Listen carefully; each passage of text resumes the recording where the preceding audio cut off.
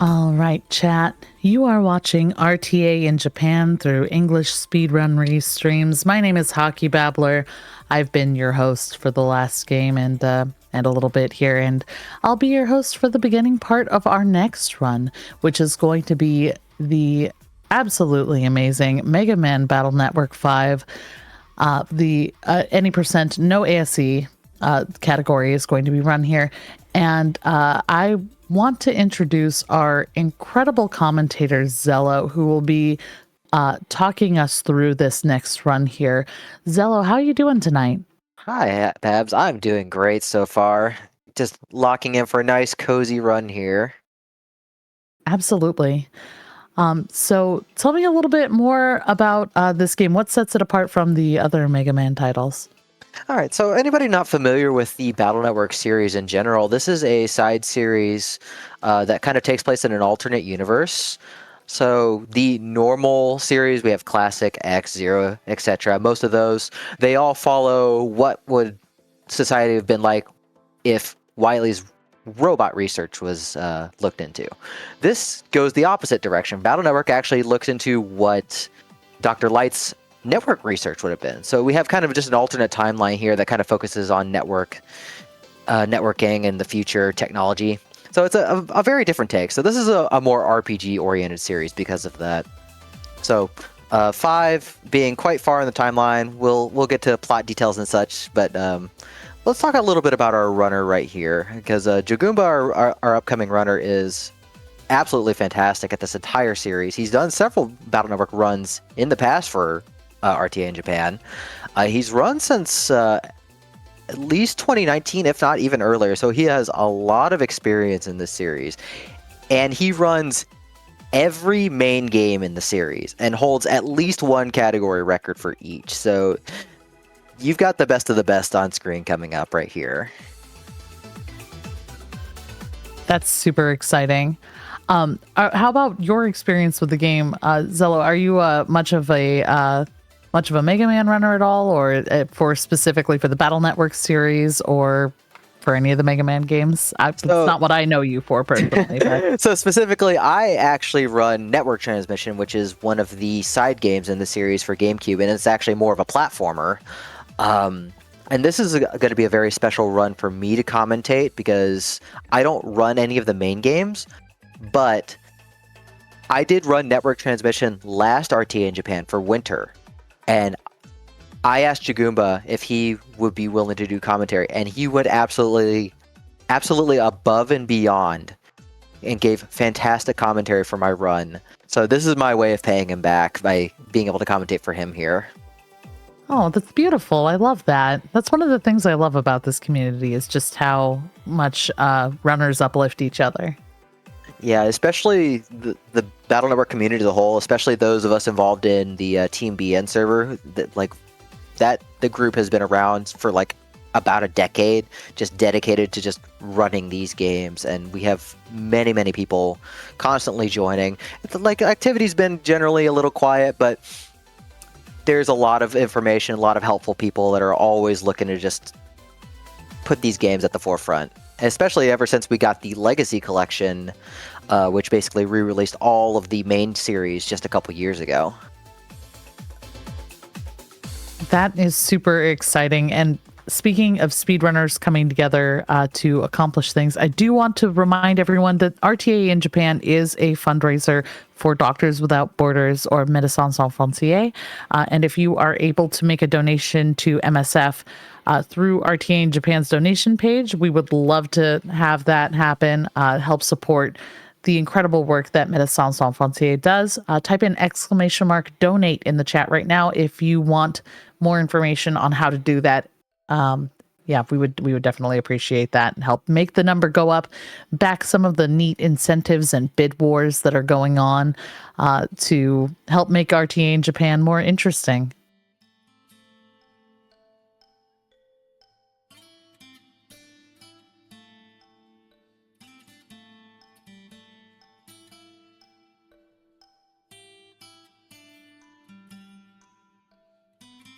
I guess while we're waiting for them to finish setup here, Babs, have you seen any runs in this series at all?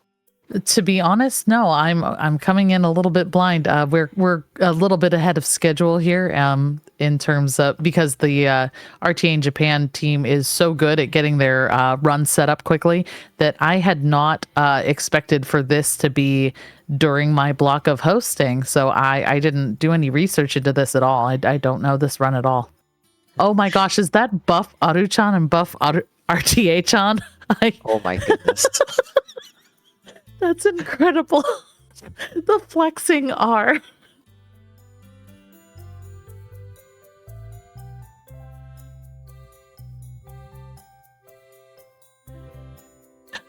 But no, I'm not. I am not familiar with any of the Battle Network runs. Well, I'll give a little bit of a primer on what we're going to see. So this is a very long run. This is actually the longest of the main any percent categories for all of the 6 main games. So this is about 3.5 hours.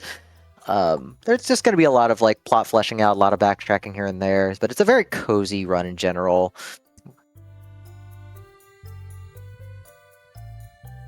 It's definitely not a game I would recommend starting with if you want to run this series. There are other games in the series a bit more friendly, they're shorter or a little bit easier to work with, but this is a good one for when you have a little bit of experience. And there's some very intricate things about it that you don't see in the other games.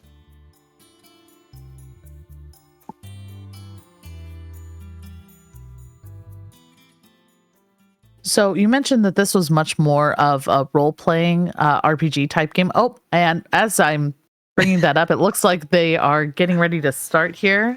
So here is Jagumba and the Mega Man Battle Network, the Mega Man Battle Network 5 any% No ASE run by Jagumba here. Yeah, so I'll go ahead and take over. So let me explain the category real quick while Jagumba is getting set up here. So the category is going to be any% No ASE kernel version. So No ASE means no arbitrary script execution. So there's actually a quirk with this game that it actually supports the wireless adapter peripheral, which opens up some minigames. Using that wireless adapter hardware, you can actually execute some certain glitches, and you can basically execute scripts that call the credits, which would only take about an hour and a half. But that's a very silly run. We're not going to be doing that today. So we're going to be just doing the No ASE category and just play the game start to finish. We're going to be playing the kernel version of the game. Instead of there's a team kernel version, there's a team Proto Man version. For the most part, there's slightly different plot elements. Your teammates are different depending on the version, and some other minor changes, but it's mostly the teammates that we're going to be concerned with here. And this is also a very interesting run for as far as Battle Network is concerned, because we're actually going to be playing the English version right here, as you can read the text. Due to space limitations, for the English version, a couple of maps were actually removed from the game, and 2 dungeons are shorter, so English is actually fastest to play on for this. So I'll go over the story real quick. Anybody not familiar with the Battle Network series? So I talked a little bit about Dr. Light's networking research. This universe is filled by navies, virtual assistants that are used in the virtual networking worlds. So our main character, Lan, has Megaman.exe as his navi. And they have stopped several cybercrime syndicates in the previous games, World 3 under Wily, Gospel, and in 4, the previous game, we defeated Nebula under Dr. Regal. They'd also introduced dark chips into the mix, which we will talk about a little bit later, but basically there's a huge corruption plot element going on. So as far as the tutorial goes, this game's battle system is fantastic, this entire series is. So you have a chip folder of 30 chips that kind of like acts like a deck of cards. These chips can have effects from attacks to different playfield changes and other systems. And you're basically playing you're pulling out stuff from a random deck and working with what you've got, and that makes the combat of this game very dynamic and interesting. Because when you pick your chips, you can pick chips of either the same type or the same letter code. And then once you've picked your chips, now you have a real-time system where you can move on your side of the grid, the red squares, use your chips, use the busters needed, fight opponents. So it's a very interesting, unique system, and one of my favorite RPG systems, to be honest. We also went through the tutorial there, and we went through the emotion window, as you can see in the top left during the fights. The most important emotion that we're going to see early game is the full synchro effect. where when you manage to counter an enemy's attack using a chip, they get countered, they pause for a second, and you also go into full synchro, which doubles the attack power of your next chip after attacking modifiers are added. However, if you get hit while you're in full synchro, you lose full synchro. So it's a very big risk-reward thing. And Jagumba is the master of countering enemies in this game, and we will be seeing a lot of that in the early game. So we're exploring the net. Mom wants us to go deliver a recipe to one of her friends on the net, if I remember right. So we're just heading through AC/DC Town's network system and picking up some other things. We mostly want to get money and items early, so we're grabbing a lot of these mystery datas. So there's 3 types of mystery datas that you can see on the overworld sections here. There's the blue mystery data, which is a fixed one-time item that you can pick up.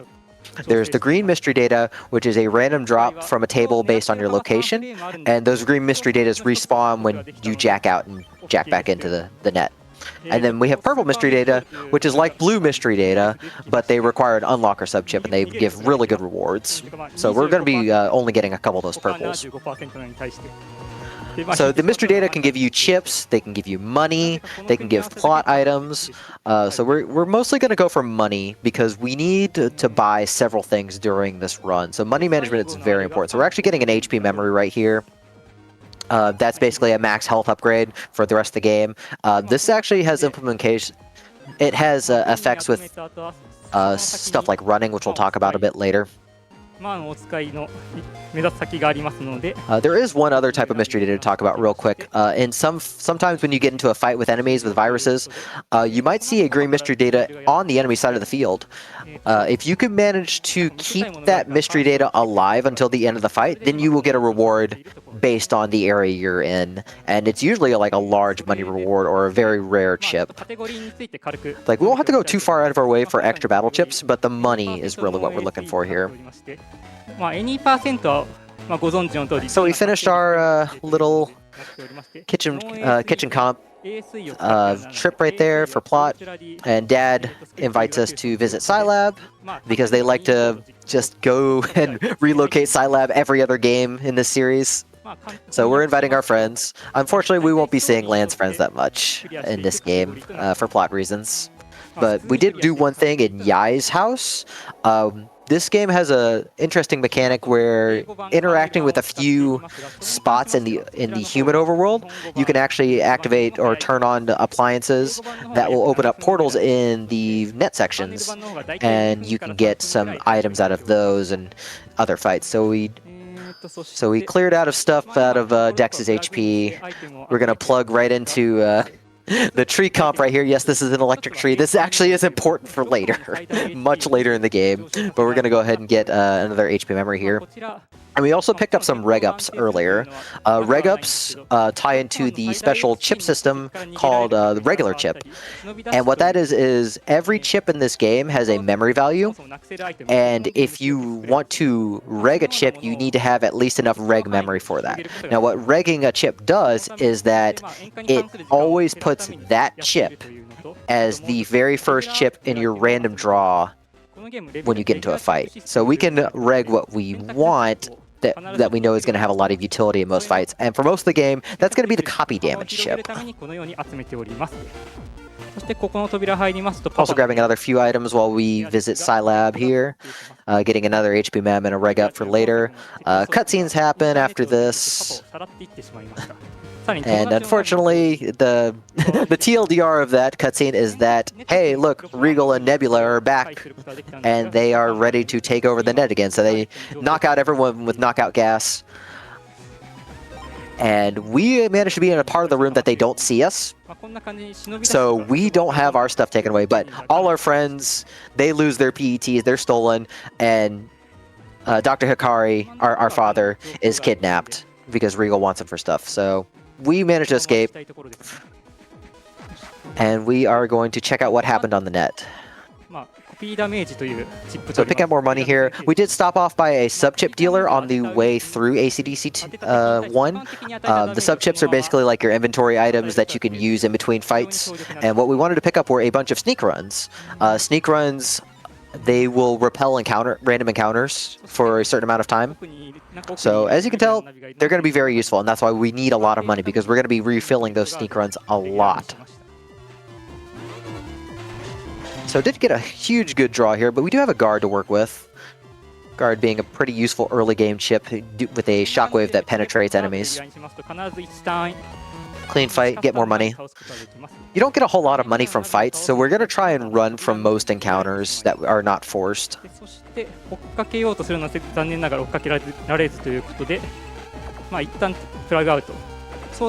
So back to Side Lab we go as we get an email. We're going to go do some investigation here. We also get mail code from mail here. Each of our friends has a queue, like a homepage on the net, and some of those are good for getting to certain spots of the net just a little bit faster than going back home and jacking in. So a little bit of plot stuff here. We're just going to steal Dad's ID badge. He's not here. He won't need it. It's okay. そうですね。この汎用電の3回ぐらい右端のアイテ We're ム also going to grab something else from Dad's comp here. If I have my notes up. Yeah, we're going to get a Reg Up 2 right here. 1回塩化してしまうと数にもよるんですけど、だいたい 8.6 秒。 So we mostly only need Reg Ups for during the early part of the game, because copy damage, it doesn't cost too much to reg. And I think the only other thing we reg in this run is area grab towards the end of the game. So we don't need a whole lot of reg ups to get tools that we need. Okay. So we're going to investigate the main comp for Scilab right here. This is our first dungeon. Dungeons in this game are pretty fun. I think some of the better dungeons in the series. So we're going to activate another sneak run so we can fend off random encounters. And the main gimmick of the main comp here is to reorganize these panels to solve these riddles that the programs have. So it's pretty simple. You just take one number of character, and then you swap it around, and then whatever your last move is, you put it down on the empty panel. So a pretty simple, straightforward dungeon, but honestly one of the better openers. Getting 900 Zenny from that's also very nice right there. Like I said, we want lots of Zenny for this run. 100% までいかず、基本的に 75% の状態で突き進みます。 That's what I need right there, a nap. So, who doesn't need one of those? I know. So the HP memories are useful not just for boosting like our survivability, but this is actually tied to encounters when you are running from them and when you have sneak run active, because the game actively checks your max HP, and if your max HP is at certain thresholds, depending on the area, you will completely avoid encounters, or you can always first try run from fights. So that's why we want to have just enough to be able to kind of either sneak run through an area safely without getting in any encounters, or have enough to be able to get a good chance to run from a random encounter that we don't want to fight.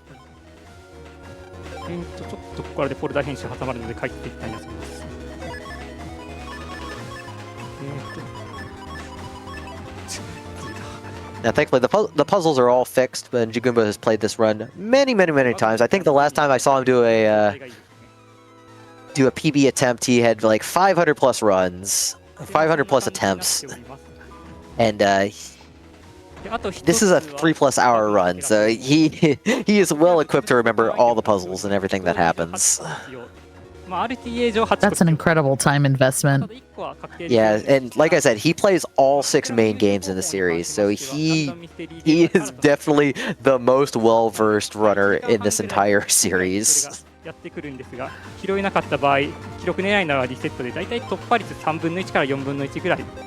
now we have 3 at the same time right here. It's I think this one's like different body parts. It's the locations and the characters, like the locations of the puzzles are the same between English and Japanese. Just the puzzles and like the characters are different depending on the version. But he knows depending on which version he's running, because the true any percent that uses the wireless adapter glitches is ran in Japanese because of that.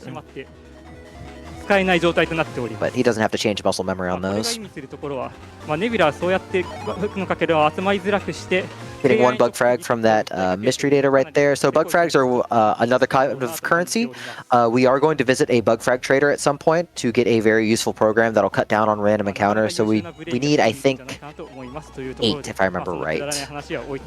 Grabbing the work memo real quick. This gives us the password for the upcoming part. And this should be the last puzzle right here before the boss fight. I'm assuming it's one of those things where even if you know the solution, it won't work unless you've triggered the fact that you picked up the memo. Yeah, so the Battle Network series is very strict with following triggers related to story. Even if you know where something is, you generally are not able to trigger it until you've triggered a bunch of story flags in order. So getting a nice counter there on Colonel. Didn't get a very good draw with only a mini bomb. We were looking really for shooting chips to get the counters and then high damage chips like swords. But all we have right now are just 2 Vulcans, so we're going to try and get 2 counters right here. So it's an aggravating early game fight just because you don't have a lot of good tools to work with.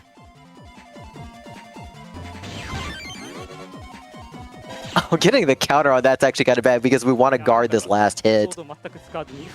But countering an enemy forces them to freeze for a couple seconds, so it was actually a time loss to get a counter. It was otherwise a good fight, just the luck in this game is very fickle. And like I said, you're at the mercy of RNG for your chip draws. So a lot of this series, especially in the later games where you don't have precise manipulations, it's learning to know what to work with and how can you adapt on the fly. And Jagumba's very good at that. So Colonel was testing us by taking over the main comp in Scilab. And he wants to liberate the net, so we're going to team up, and we're going to go ahead and head back to that gate that was blocking the way into ACDC 3. So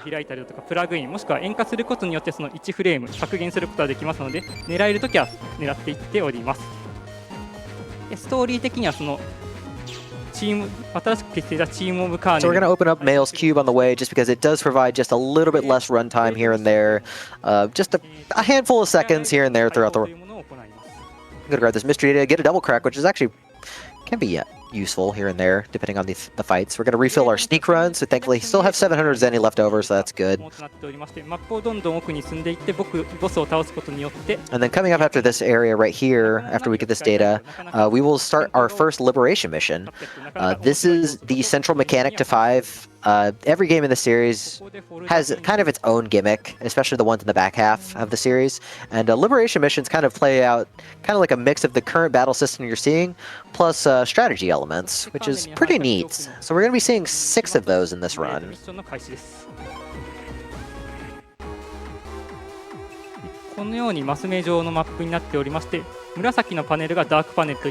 you can see the grid of squares right here. You see the boss. The boss is Blizzard Man.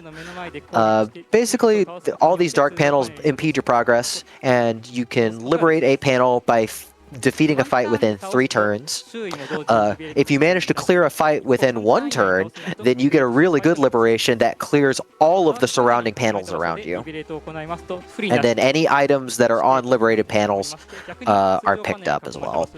So the player field size when you're fighting actually depends on how many dark panels are surrounding your Navi. So if you have 2 panels around you out of 8, then you'll get a normal fight where you have a 3x3 area and the enemies have a 3x3 area. If you were to have only 1 panel next to you, you would actually have an advantage, like right here where we have a 4x3 area and your opponents are in 2x3. But more and more dark panels, you actually start losing area. And if you have, I believe, more than 4 more panels around you, you actually get caught in a pincer attack and you'll have enemies on both sides, which can be useful depending on the fights you want to get into, because some pincer attacks are actually very good to get fast liberations on. So all Navis that we use in the liberations that aren't Mega Man, they all have a signature chip that they can use, and they also have their own charge attack. So Colonel has his saber, his charge saber, which kind of hits in a V shape. And he also has the tank cannon, which is slow but has some power and can hit the back row really easily. We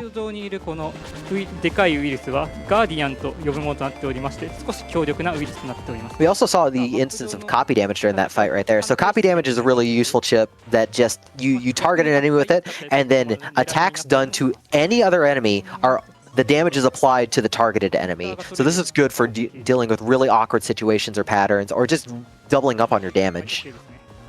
Really, really nice air shot into Mega Mini Bomb for the combo there. 悪い乱数ではありましたが、とりあえずワンターンで倒せたんで OK です。 So this is going to make the dark hole easier to hit. So we get some order points. We'll talk about those in a second. But first we're going to liberate this dark hole. So the boss is surrounded by several panels that cannot be penetrated. And the way to break those panels down is you need to liberate all of the dark holes. The dark holes spawn all the mini bosses that we see. Each dark hole has a mini boss fight and other enemies attached to it. Very nice liberation in one turn right there. So once we liberate all dark holes, that's when we can finally get to the boss. So after every turn, you can see the dark holes also get a phase. They tend to move towards you, and some of the later ones have other things happen, like bosses actually getting close to your position and attacking you directly. So it depends a lot. But this is the main gimmick of 5, is these liberations. They're pretty fun. We're not going to be seeing like the really, really nasty ones that we see in post-game. The 6 in the story are pretty manageable.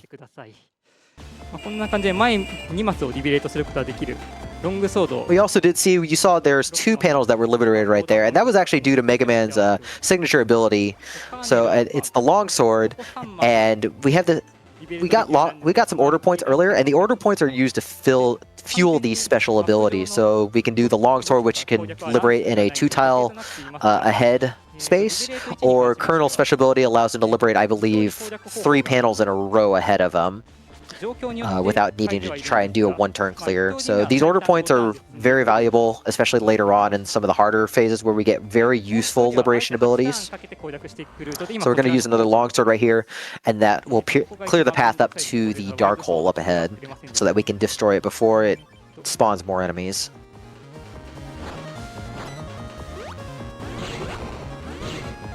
Very good use of copy damage there, and a little bit of buster action to clean up that flappy. Or I guess powing this. So, like, the English version of 5 was translated and localized by a different team than 2 did, I guess. So some of the enemies are a little bit different in English here than they are in 2 or previous games. So I might mix up the names here and there. So we do have a pincer attack since we had so many enemies. So you can use L or R to turn around. Usually when you're in a fight, L and R opens the custom screen to go back into the menu for more chips. But since in Liberation missions, whenever the custom gauge fills, it automatically ends the turn and puts you in the custom screen. But you can use L and R to turn on those pincer attacks. So all the dark holes are down, so that leaves Blizzard Man wide open. So we're actually going to pass right here. So I think this is a marathon save strat, because this is normally you would try in one cycle Blizzard Man, but that's actually pretty difficult to do. So if you start a fight with a boss and don't manage to kill them before the 3 turns are up, they keep their current HP, and you can try and attack them if you still have any more turns left in your turn. But if you run out of turns and the Dark Load phase happens, they actually heal. So we wanted to pass on Mega Man's turn so that we could get 2 shots to kill Blizzard Man before he heals. So this should be a pretty safe kill right here.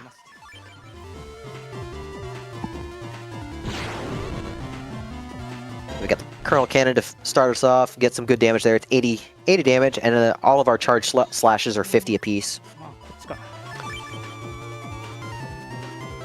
Doing some quick thinking right there on deciding what he wants to do. Getting a very quick guard counter right there. It looks like we're probably going to... we lost the full synchro, unfortunately. So I think we're going to go charge shot into cannon for this last hit. Alright, nice one cycle right there. And once you defeat the boss, the liberation ends. So good first liberation right there. So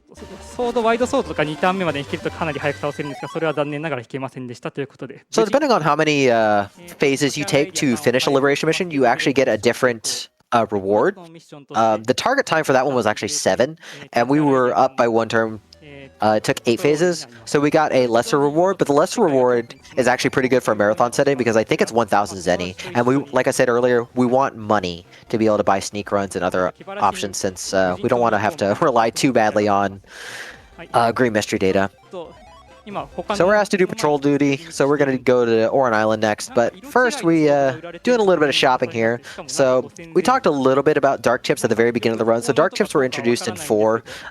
They corrupt you, and in this game in 5, they are actually chips that you put in your folder directly this time. So we actually bought Dark Sword from that old man outside of Scilab, and we will put that in later. So these dark chips, they are very powerful, but using a dark chip in a fight taints Mega Man and reduces a hidden karma value. We won't be seeing too much of karma for this run, but if you use too many dark chips, then you get darkened permanently, and you actually lose access to some effects that we do want in this run, such as we'll talk about Chaos Unisons later, but that's the main effect that we still want to keep from having enough karma. So your karma is reduced, and after you finish a fight after using a dark chip, you permanently lose 1 max HP for the entire rest of the game. So That's brutal. yes, so this really was a Capcom's way of saying drugs are bad. So this is also another reason why we get enough HP memories, because we need to offset that HP loss over the course of the run. Because the dark chips for a run, they are just so incredibly strong and useful that we're just gonna have to just dip in a bit. Capcom really said real winners don't use dark chips. Oh, joke's on them for anybody who played 4 with the extra hardware stuff where you could use dark chips as much as you wanted without corruption. See, cash really does pay. Alright, so we're going to Oran Isle right now. We get an email from Colonel, be like, hey, can you check out the Oran area on the net? We also read Dex's email right there. We get Dex code, which allows us to open his queue from his homepage for later, so cuts down a little bit more walking time.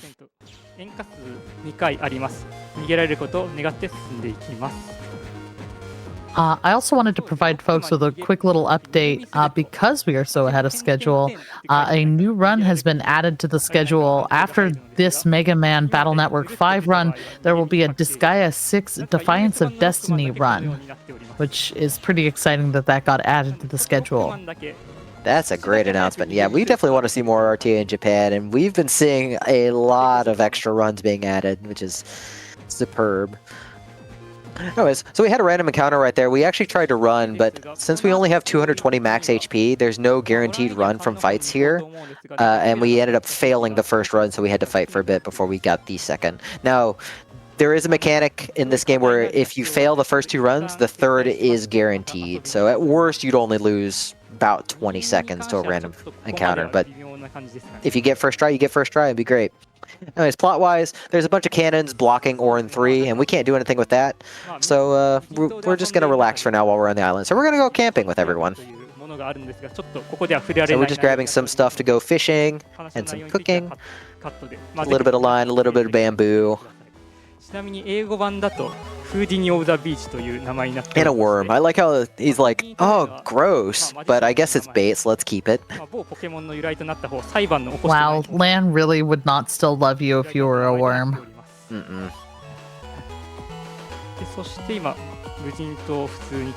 I realized they go camping twice in this series, actually, because they do that in 2 as well.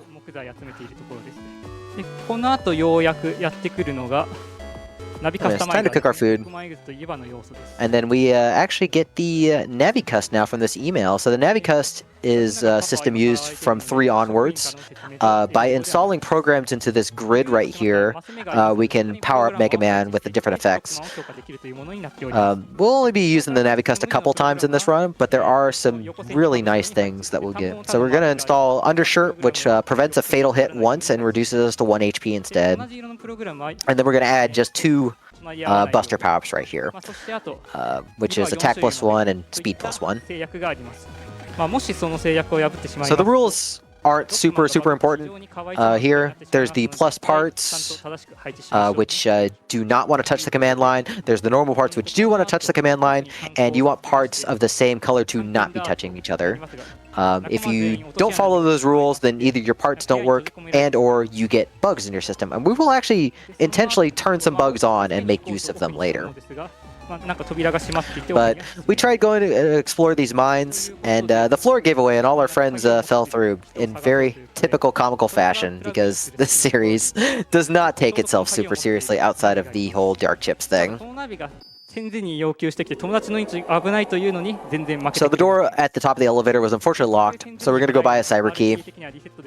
This we need 1000 zenny for, so this is probably a good reason why Jagumba got the 1000 zenny from the extra turn in the liberation mission.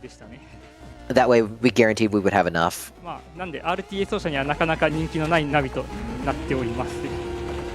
It's also an HP memory that we're going to grab and some crates after this elevator right here, so you can interact with objects and find stuff directly rather than just jacking into certain areas and grabbing mystery data.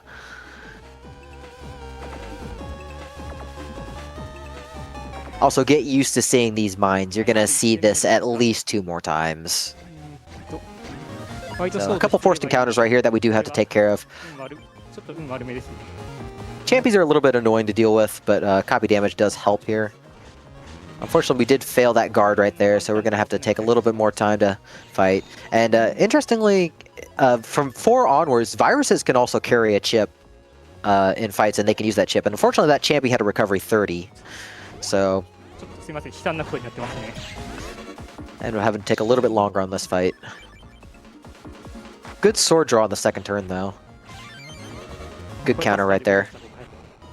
Yeah, every enemy has its own specific counter timing. Champions are pretty easy because you just hit them when they pop up right in front of you, but some of them have really weird timings. And I don't know the exact frame windows for those, but I wouldn't imagine it's more than probably 5-6 frames.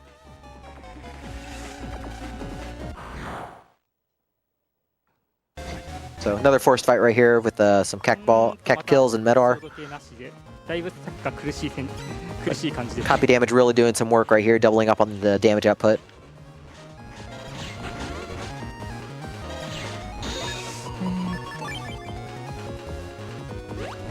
And a couple mini bombs to finish the fight out. So made the most of what he had. Yeah, we're not going to be doing too many folder edits, because we're not going to get a whole lot of really useful chips in the run. There is a virus in the next dungeon that we could get some chips off of if we get some good encounters. It seems like there's a lot of RNG at play in this run. This is a very RNG heavy run.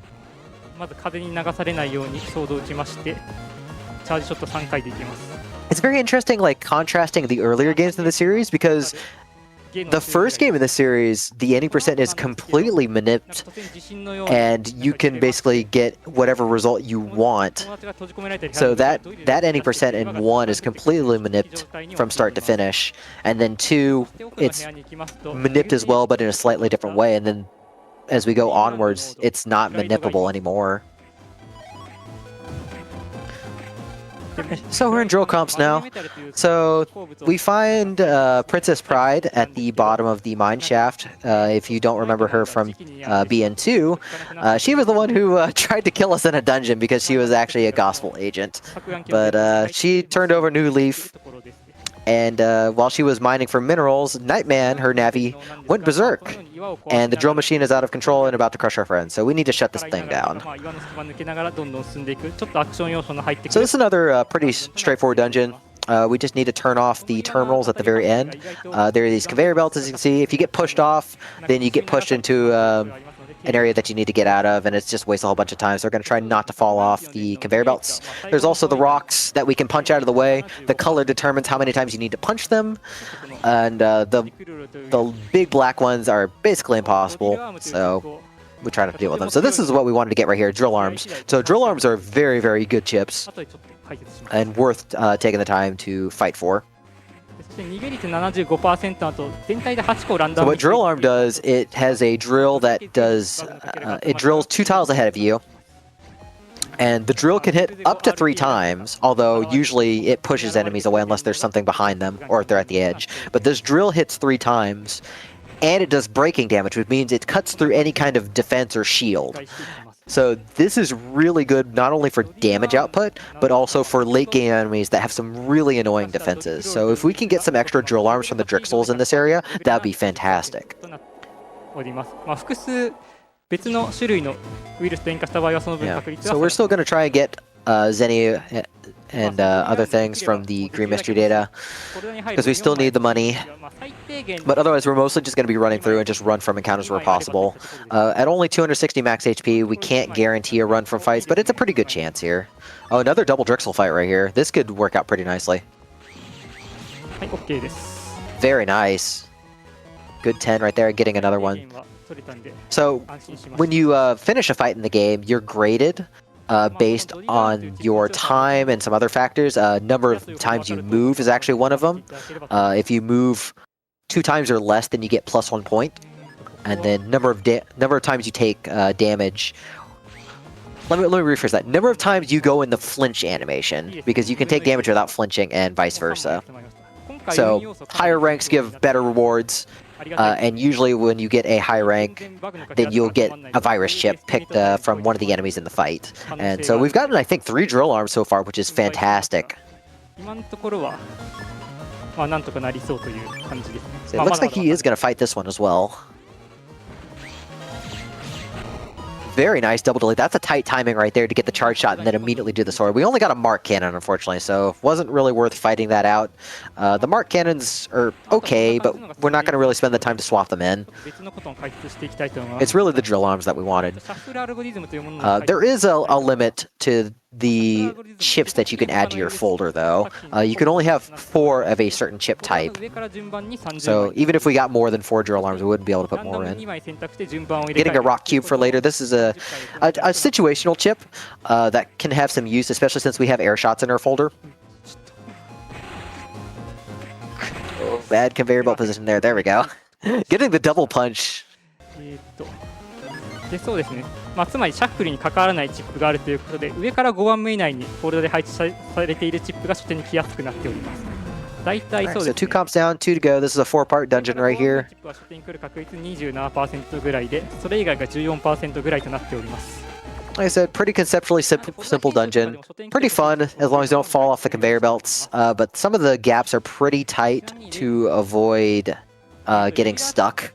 These rocks have surprisingly large hitboxes, so it's very easy to get stuck on them. 5の場合は一番上のチップとレギュラーチップの順番を入れ替えるということで2から5 More 番 Zenny from the Green Mystery data. Good luck right there.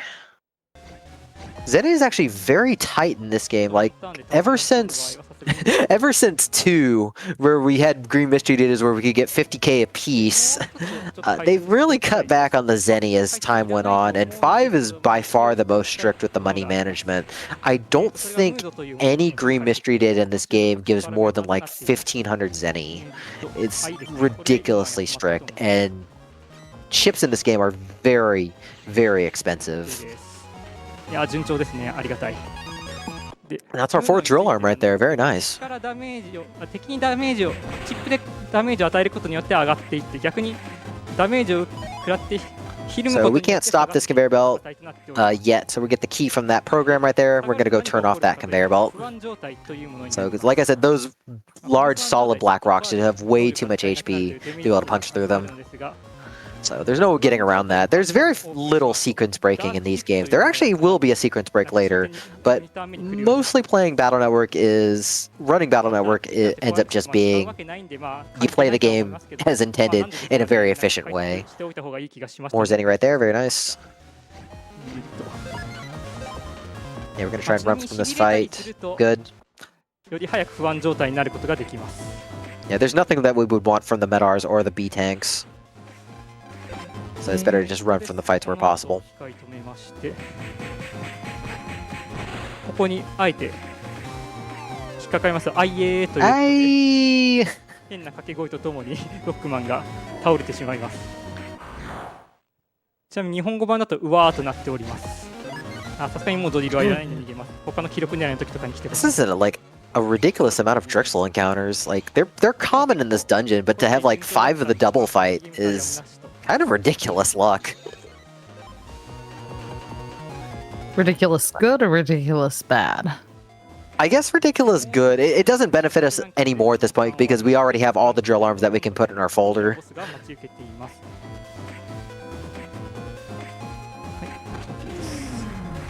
Alright, 3 down, 1 to go. でそして、錯暗機の電脳 4HP メモリ拾いまして、拾うと逃げ 100% 忍び出し適用範囲内になりますので、そこからスムーズに行くことができます。Alright, so we are going to grab one more HP memory in this comp before we head to the boss fight against Nightman. フォルダ編集。This is the most difficult one to navigate because there are some more difficult conveyor belts to get through. And some of them really like to trick you with getting past those black rocks. Oh, that's a nasty fight. Thankfully, we were able to run away. The chip draw was not good right there. それ以外に取れてるものあるといえばあるけど、それを突っ込むかどうか。So I do want to mention we did have our copy damage regged. The chip draws are otherwise random, but there is a slight bias in how the chip shuffling algorithm works in these games. So chips that are towards the top of your folder, wow, 1200 zenny right there, that's amazing.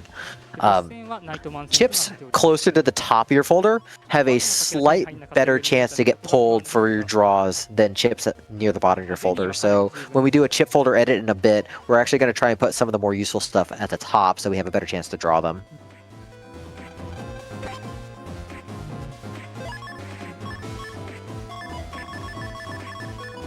So we're going to remove a whole bunch of stuff that we don't need, like the bombs and the cannons, since they're slow. We're actually going to put Dark Sword in. We're going to put on our drill arms and a couple other things to fill it out. So the Dark Sword is going to be at the top. So there are a few mechanics in play right here for Nightman. So Nightman has Stone Body, and he can't take any damage from any non-piercing attack unless he's attacking you and drops that gray armor. But there's another mechanic in play. We're actually going to use the emotion window to our advantage here. So emotion window, there's several emotions in this game. What we want is to get hit several times and get into the worried state. When you get in the worried state, you actually end up drawing dark chips on your next draw because you're anxious. So we actually go from being worried into full synchro, and we're going to use this full synchro on the Dark Sword for an instant kill because it does 400 damage doubled. So instant kill on Nightman right there to finish the fight. So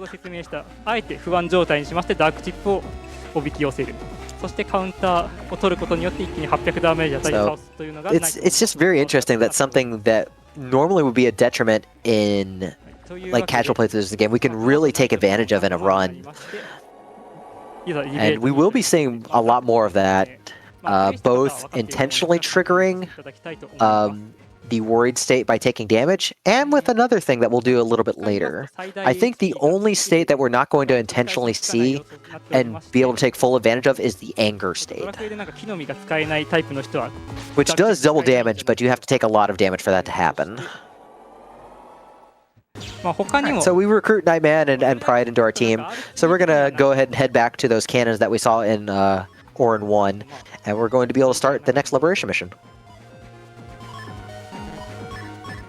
RTA 的にはなんかあまりデメリットないんじゃないかと思いますが、 HP 減りすぎると最後の方の電脳で逃げ率がちょっと下がってしまうとか、あともう一つちょっと終盤で活躍する要素が You can also see our max HP is decreased now because we did use that Dark Sword down to 79. So we'll be managing that throughout the run, but we'll be picking up enough HP memories to offset it as needed. And like I said, there's going to be a way to get some use out of those dark chips without the negative effects once we reach roughly the halfway point. So Nightman is a very valuable member of our team right here, being able to shield us. So he took care of those cannons, and this starts our second Liberation mission, which is against Shademan, who's thankfully not nearly as annoying in this game as he was in 4.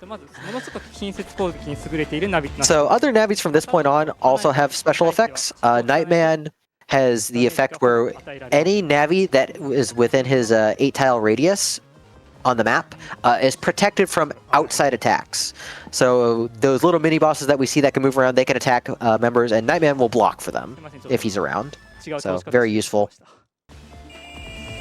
Nightman also has some really great utility in fights himself, because his charge shot is the Royal Wrecking Ball it does breaking damage and swings around in an arc around you. So, and it actually charges fairly fast.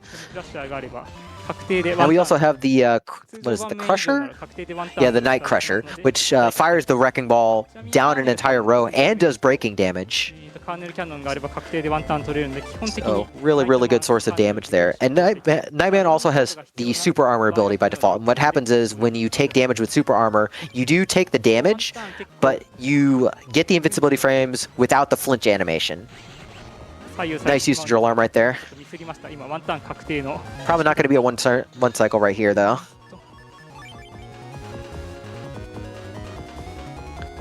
You can also see Mega Man's a little bit darker right there in his normal state because our karma went down from using Dark Sword earlier.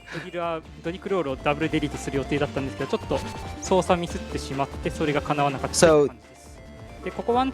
interestingly, your teammate navis cannot use the dark chips in your folder. If you try and use them, they just poof. But as their operator at the time, you can still get a full synchro with them.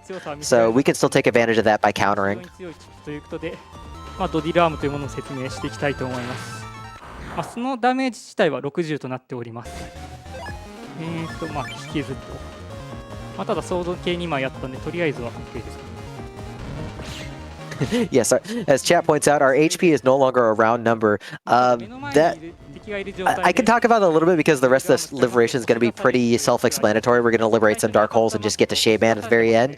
There is actually a very major glitch in this game. If you try and finish a liberation at very certain amounts of HP, and these are like not HP values you would normally be at without using dark chips, but this could have effects to completely soft locking your entire save file. It's extremely bizarre. If you want to read more about this, you can go to the Rockman EXE zone online, which is basically our Wikipedia for this entire series. Really great source of information. And you can read up all about stuff like that.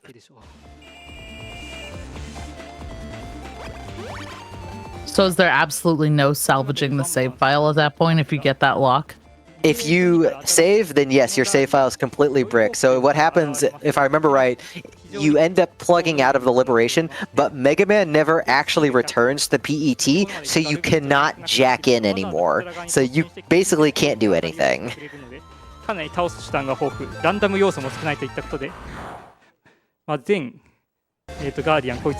There are some like really interesting oddities if you can manage to break things in very funny ways. Like if you manage to like somehow sequence break areas, which can happen in this game in particular. If you manage to get to areas that you're not supposed to early, you would think you'd be able to trigger story flags, but usually talking to NPCs that you're not supposed to yet crashes the game.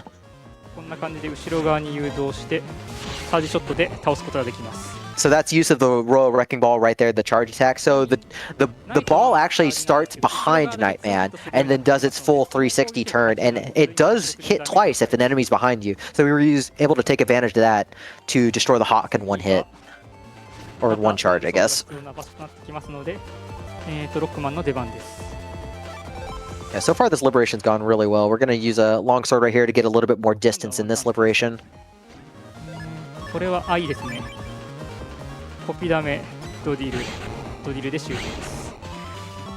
Very nice one turn liberate right there. Yeah, copy damage drill arm is just such a strong combo.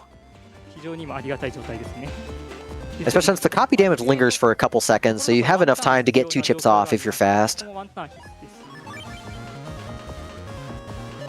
And we get a pincer attack, but this is actually great. So because of the pincer attack, we have 2 areas of 3x2 for the enemy. And this means the drill arm can't push them back to the point where they're going to be out of range. So a pincer is actually ideal right there.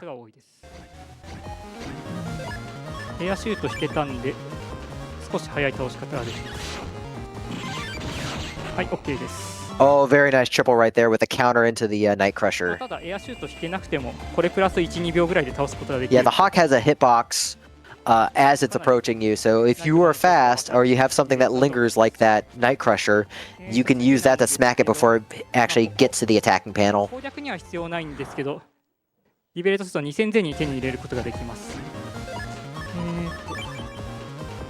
なんで状況次第で普段は取ったり取らなかったりするんですけど、ちょっとイベントなんで今回は Their easy cleanup fight right there. まあ結構 So 今 I 回 grab some money right there. An extra 2,000 zenny. We normally wouldn't get this in a run, but it's for marathon safety, most likely. Like I said, money's tight, so またドリルですね。 worth getting this one. プラス10。 Not the best draw on this Drixel fight, unfortunately, but we might still be able to get the one cycle right here.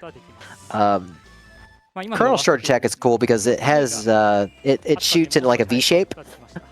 So it hits the target and then it hits the two diagonal panels back of it. So you can use that for some really fun attacks and get some shots off you normally wouldn't be able to. まあまあちょっと頑張りますか。 OK です。ちょっと乱数が悪いとなんか違う動き求められるんですが、今回は簡単な乱数でした。 Alright, that takes care of all the dark holes. And if there are any of those mini bosses spawned from those dark holes, when you delete the dark hole, then the enemy is deleted. So you don't have to worry about them for the rest of the run, for the rest of the mission. で次がカーネルによるリベレート。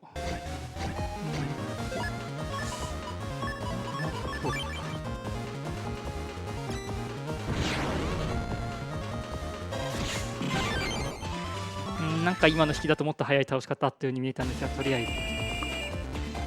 Okay. So we want Nightman to take this next fight right here because we actually wanted to use Mega Man for the next fight. Like I said, your teammate Navis cannot use Dark Chips. So Dark Sword is out of the question for using there. So we actually want to take Mega Man into the fight for Shade Man. So that's why we're using Nightman to clean up right here. Really tight triple delete right there with the Night Crusher. That Medar just barely slides up in time. 真ん中でリベレートしてしまうと左側にある HP のアイテムを取って Alright, so Shade Man, thankfully in this game, he does not have that silly bat AI where he splits whenever you hit him with a strong attack. 目は多くのチップ選べるだけ選びます。 So we can damage him with normal stuff as needed. コウモリに当たる超音波攻撃が来ればいいんで。 So we're going to get down into Worried State again. そうするとなんか2発使うだけで Two attacks to get that, and we're going to just counter into Dark Sword if possible. Unfortunately, this is not good luck so far. こんな感じでカウンターと There we go. Nice counter into Dark Sword there. 運が悪いと3ターンで倒せないこともあるんですけど Disgraced again. 今回は2ターン目で倒せたんで、 And with that, that's Liberation 2 down. はい、というわけでリベレートにはかなり順調だったと思います。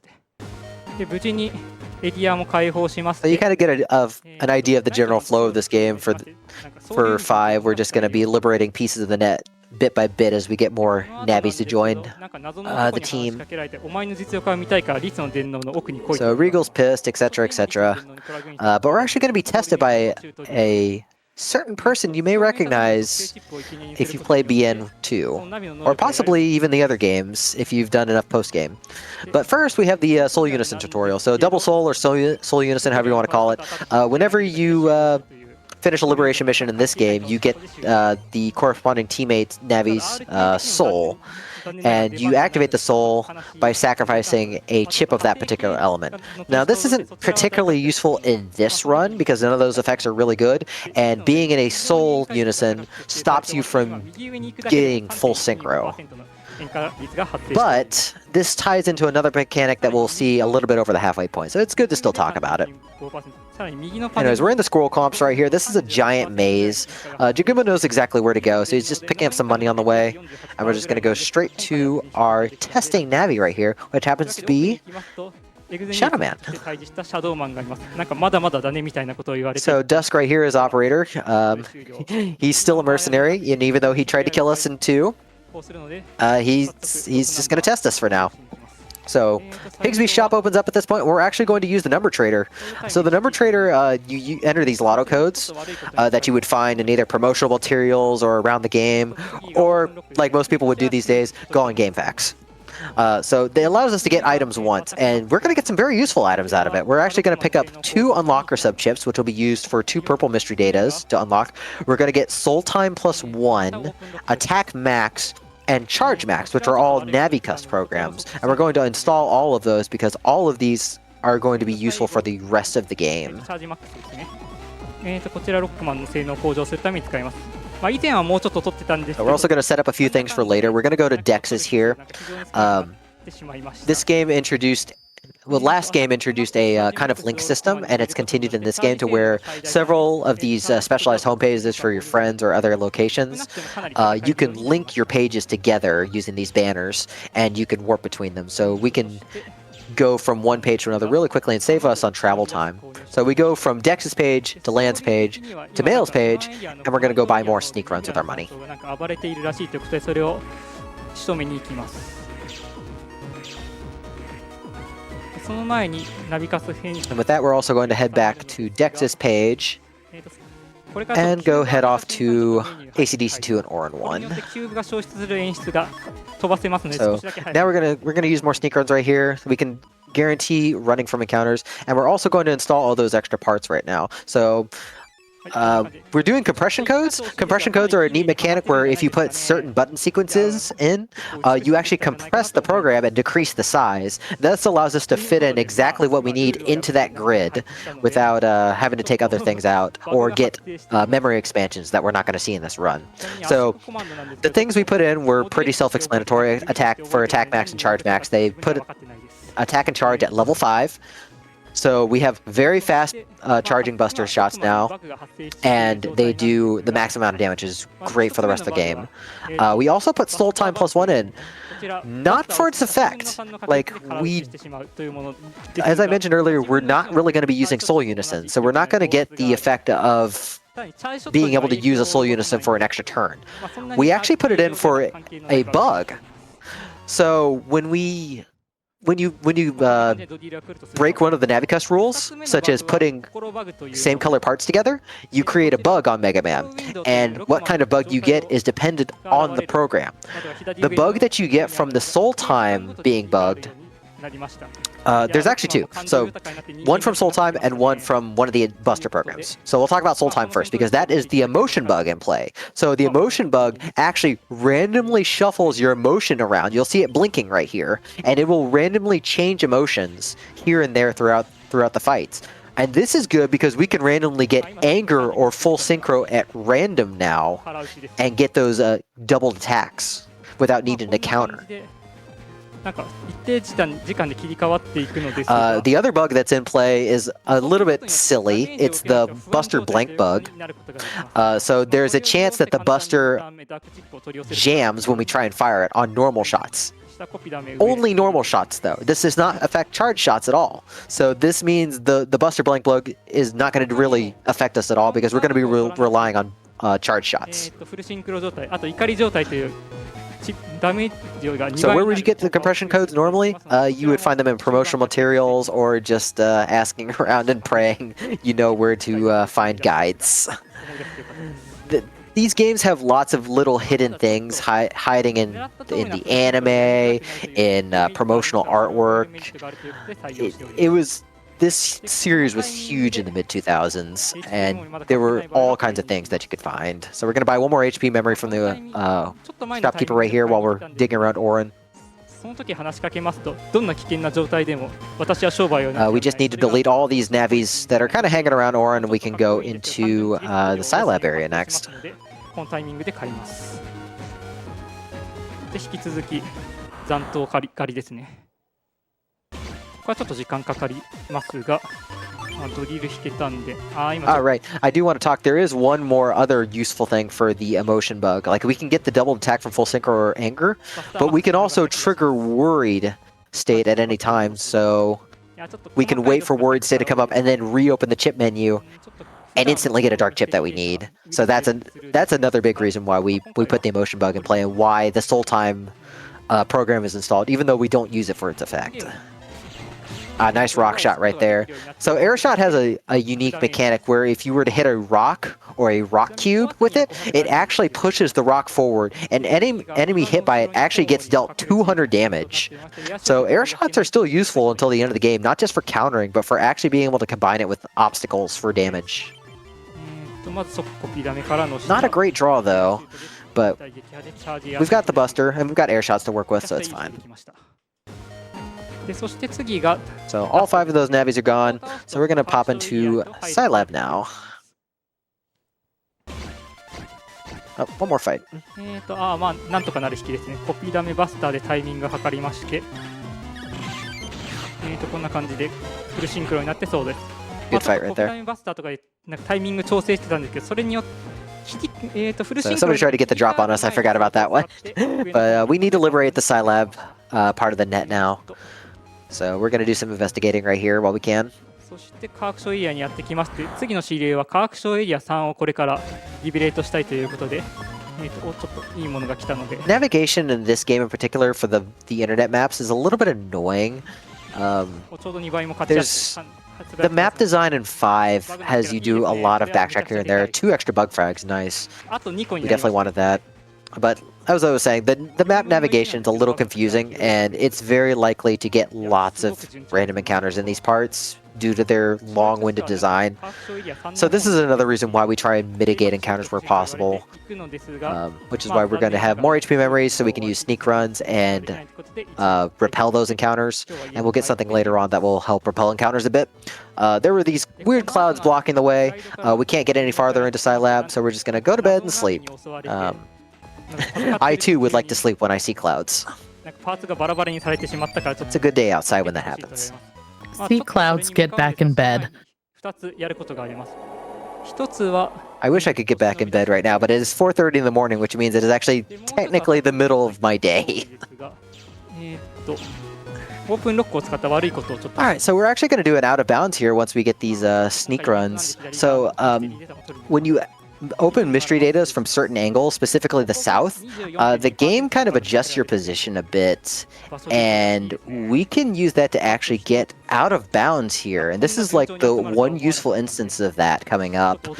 We're going to get a key item way earlier than we're supposed to. We can't use it for a while, but it skips so much walking around that it is worth doing this trick. So this is a big reason why we got the unlockers earlier. So we're going to use one right here in the corner. We're going to just walk down very, very safely. And there we go. Now we're out of bounds. So we're going to get to this part of the map that we're not supposed to be in until much later by going through a whole bunch of other portals. So this pass key we're going to use much later in the game, like an hour 15 in from now. But it's good to get it now and skip 2 to 3 minutes of walking around. まあ左下斜め方向に2フレームだけ入力して離す、もしくは2フレーム入力してポーズをするといったことが必要となります。まあ実質猶予1フレではあるんですけど、まあやり So if I'm remembering this part of the plot correctly, we get an email from Pride saying like somebody scrambled all of Nightman's data around the mines. Please come help. So back to the mines we go. So we're going to go back to the drill comps and we're going to just be walking to the ends of each of the dungeon pieces again and recover all the data. まあそれによってちょうど数の隙間と噛み合って抜けられるようになったんじゃないかな。 Like I said, get used to seeing these mines. Because this is not the last time we will be here. 今度はまあナイトマンの救出ですね。ここで普段ならばバグのかけらとかなんか So thankfully we should have enough HP max HP at this point to where our sneak runs will guarantee repelling encounters away. But yeah, so we're gonna go ahead and start using them here. So this is just gonna be very, very simple. Walking to the end of everything and rinse and repeat until we have all the data. So I am going to step away for just a second while that happens to refill my water. I will be right back. While ZELLLOOO is taking a quick little hydration break, don't you forget to stay hydrated too, chat. But if you are interested in seeing what runs are coming up on RTA in Japan here on English Speedrun Restreams, please go ahead and type in !schedule in the chat. You'll get to see all of the upcoming runs, including that just added run of Disgaea 6, Defiance of Destiny. Definitely worth checking out. If you are at all interested in commentating any of our upcoming runs, you'll see some of them don't have English language commentators yet. If you're interested in doing so, if you've got familiarity with the run either on a casual level or as a speedrunner, type in !form in the chat and you can get a link to the form to fill out to potentially be a commentator for one of our upcoming games. All of our commentators are volunteers who are passionate about their games, and we love to hear from them about the games that they love so much to help explain what's going on. まあ、塩化数が出づらいパターンで個人的にはこちらの方が好みとなっています。まあ、基本的にインターネットは前者、こういったダンジョン電脳は後者のパターンになっております。まあ、他にも一応あれですね、リスの電脳みたいに。Alright, and I have returned, and we are still digging through comps right now. あとそうですね、エグゼ1 Mining for comps, perhaps? Mining for comps. 1から3に関しましては何か I prefer mining for comments. で発生すると塩化歩数というものが初期化される。How about this, then? If we're mining for comments, chat, what is your favorite mine in a video game? 溜まっていた塩化歩数というものはそのまま継続になります。 That is such a good question. まあ、こちらに関しても4から6のシステ What ム about yours, Zello? I'm kind of partial just to Armored Armadillo stage in Mega Man X. Like, it's just so fun to play. Okay, okay. あとまあゼニーももう少し欲しいということで But the Cuddy Mine in Dusk, like, the atmosphere is so good. 650いいですね。計算しないんですけど完全に足りてるん What's です。 yours? I'm having a hard time thinking of what my favorite is, just because there's so many different like mines.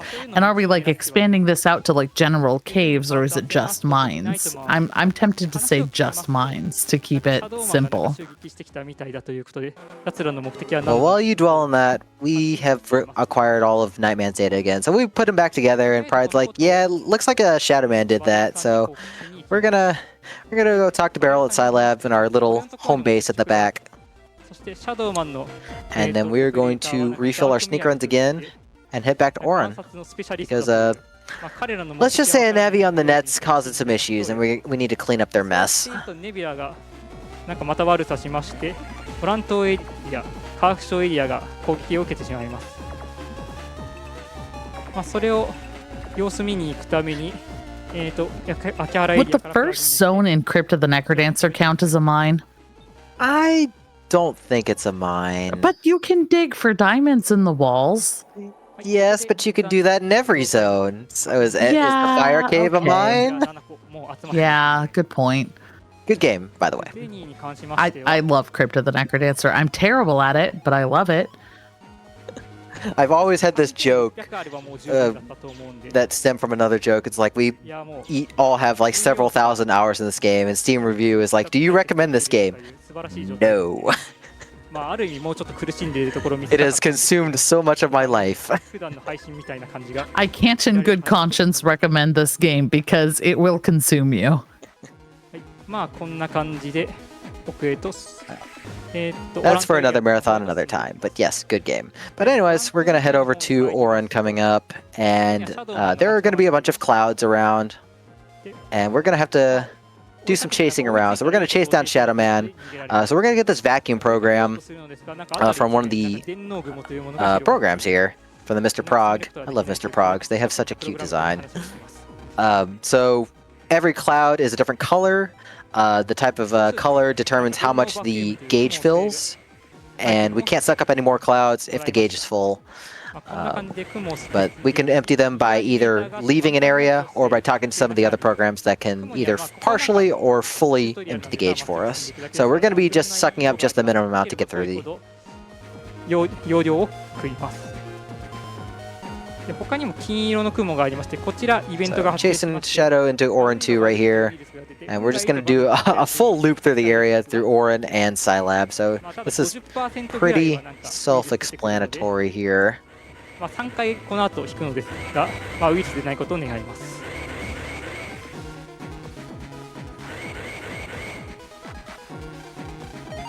でまあこんな感じで、まあこの辺はまだ単純なんですけど。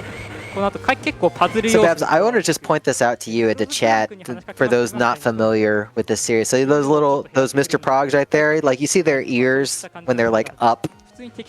Those aren't actually ears, those are their hands. What? Those are canonically their hands. Why are their hands on the sides of their head? Don't worry about it. What? Don't worry about it. 日本語版の違いについて解説していきたいと思います。 Those are their hands? Those are their hands. They even talk about this at some point. What? 理由としましては US 版の方が文字数が多いということです。 Why are they standing there constantly then with their hands in the air as if they're in a state of shock? Look, when you have to design a launch title for GBA in the early 2000s, you gotta work fast on your designs. That's what I'm gonna say with that. Somebody probably did it really quickly to have fun, and they were just like, yeah, that works. I thought they were like bunny ears. Oh my god, their hands! カツカツに作られているということはどっか減らさないといけない場所がある。でそこへ白羽の矢 Hands in the air because they just don't care. You've broken my brain. You're welcome. Wow. As if I don't already do that on a daily basis. US 版では日本語版と比 All べ right, て so we're going to use this program right here to empty out the clouds here and there because we have just enough. These thundering clouds take up half the gates. They take up 5 notches. So if we need to suck them up, then we do need to refill pretty quickly. So we're just basically taking the most optimal route we can.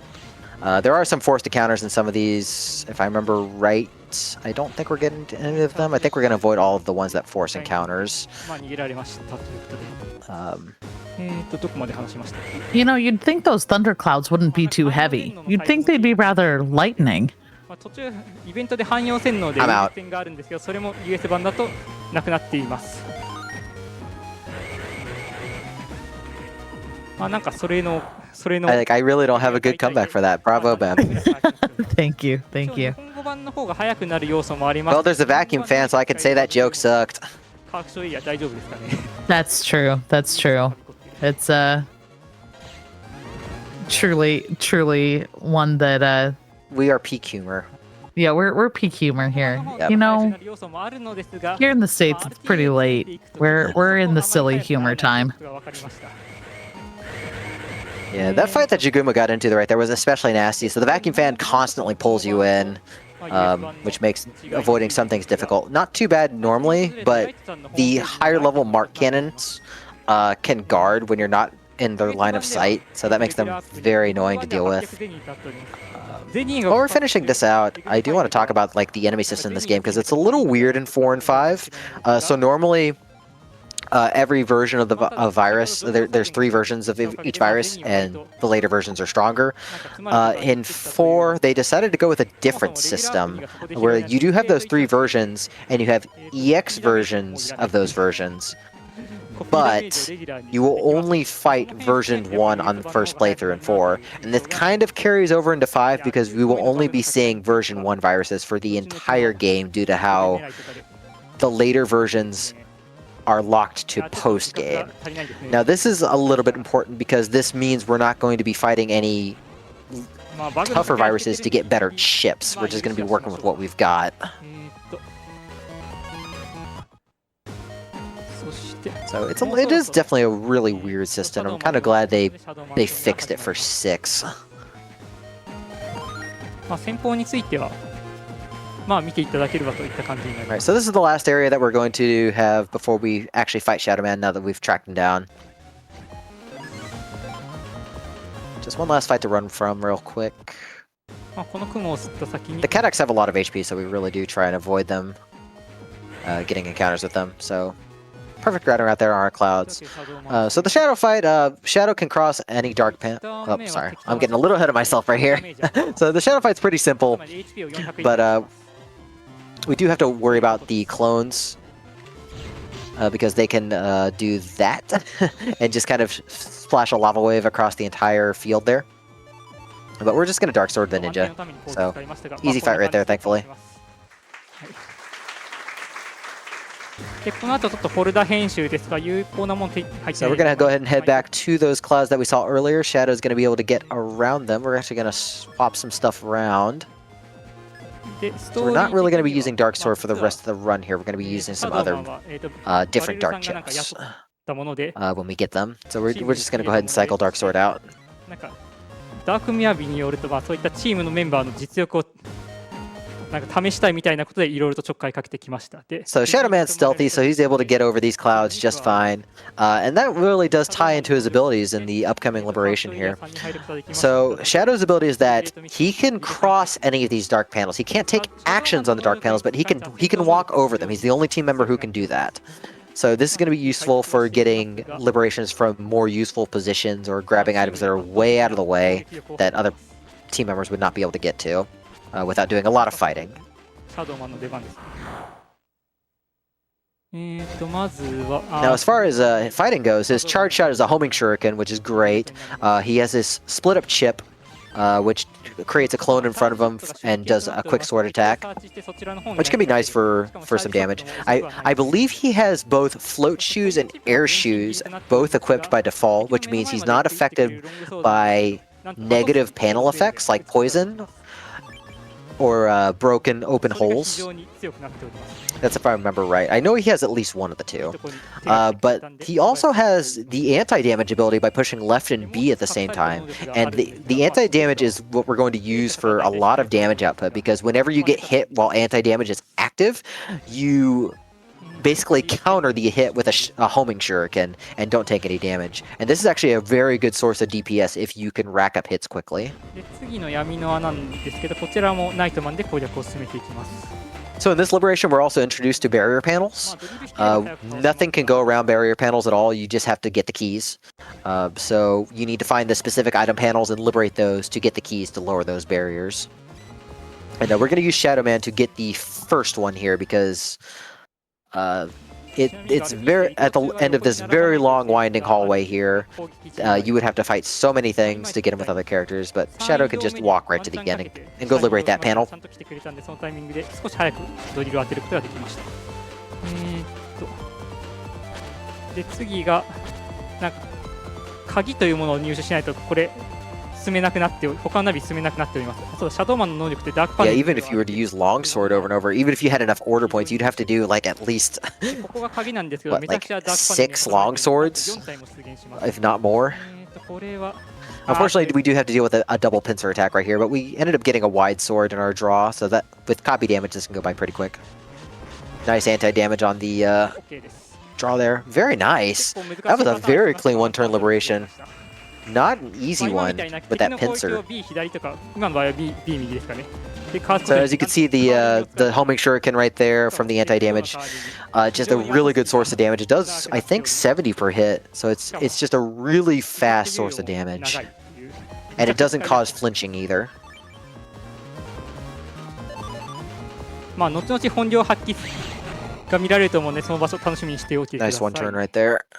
ちなみになんですけど、シャドウマン強す Yeah, ぎ we really want to get that fight as soon as possible, not just for like time reasons, but because the Trumpies, if they get to play their trumpet off, then they end up making enemies invincible while they're playing, which wastes even more time. And because we're on time limits and we want to get as many one-turn liberations as possible to clear more spaces out, it's why the timing is very important here.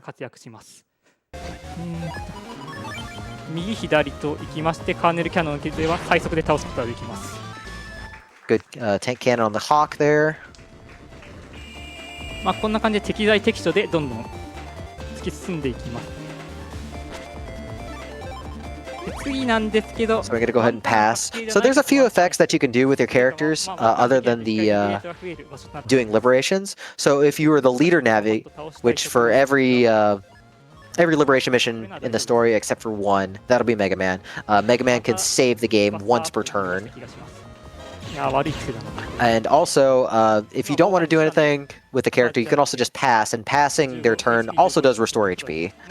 Nice one-turn lib right there, so that clears out the entire path thanks to longsword plus one turn, so we can get to both the dark holes right here and smash them out. カスタムゲージ半分ちょいぐらいで倒せますが、まあエアシュート引けると少し早く倒せますので、その倒し方 Looks like we're going to go for the counter Night Crusher. 中途半端な位置で止めて鉄球で終了です。 Very clean right there. So since you always have copy damage in your draw and you always have your signature chip for other nabbies, there are some pretty consistent strats where you don't need to rely on the chip draws at times.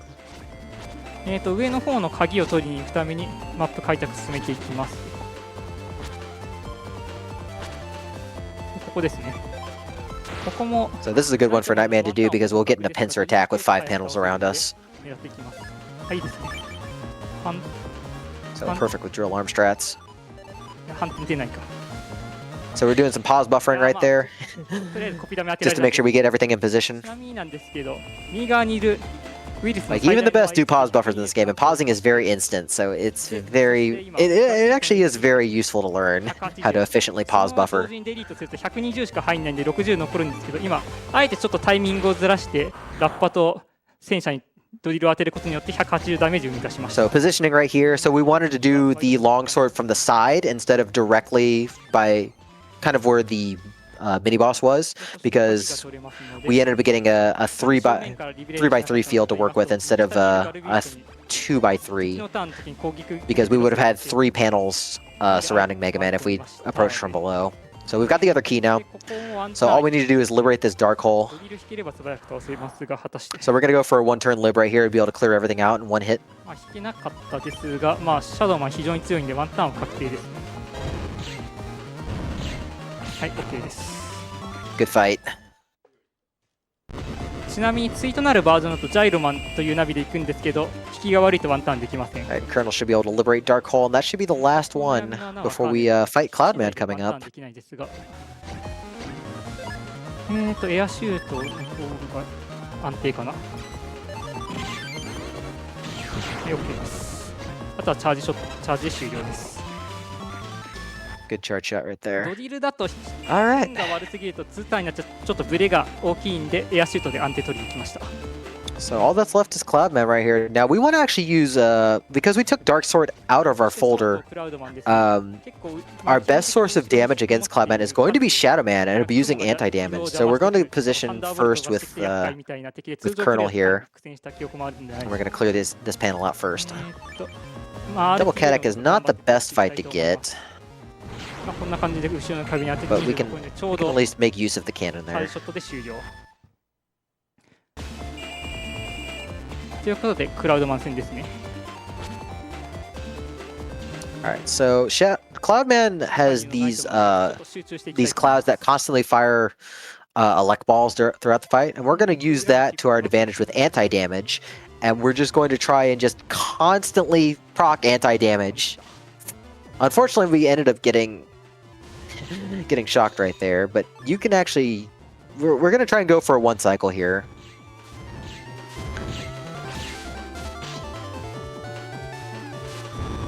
Have to be careful not to run out of HP, but we're just only need 1 more hit right here.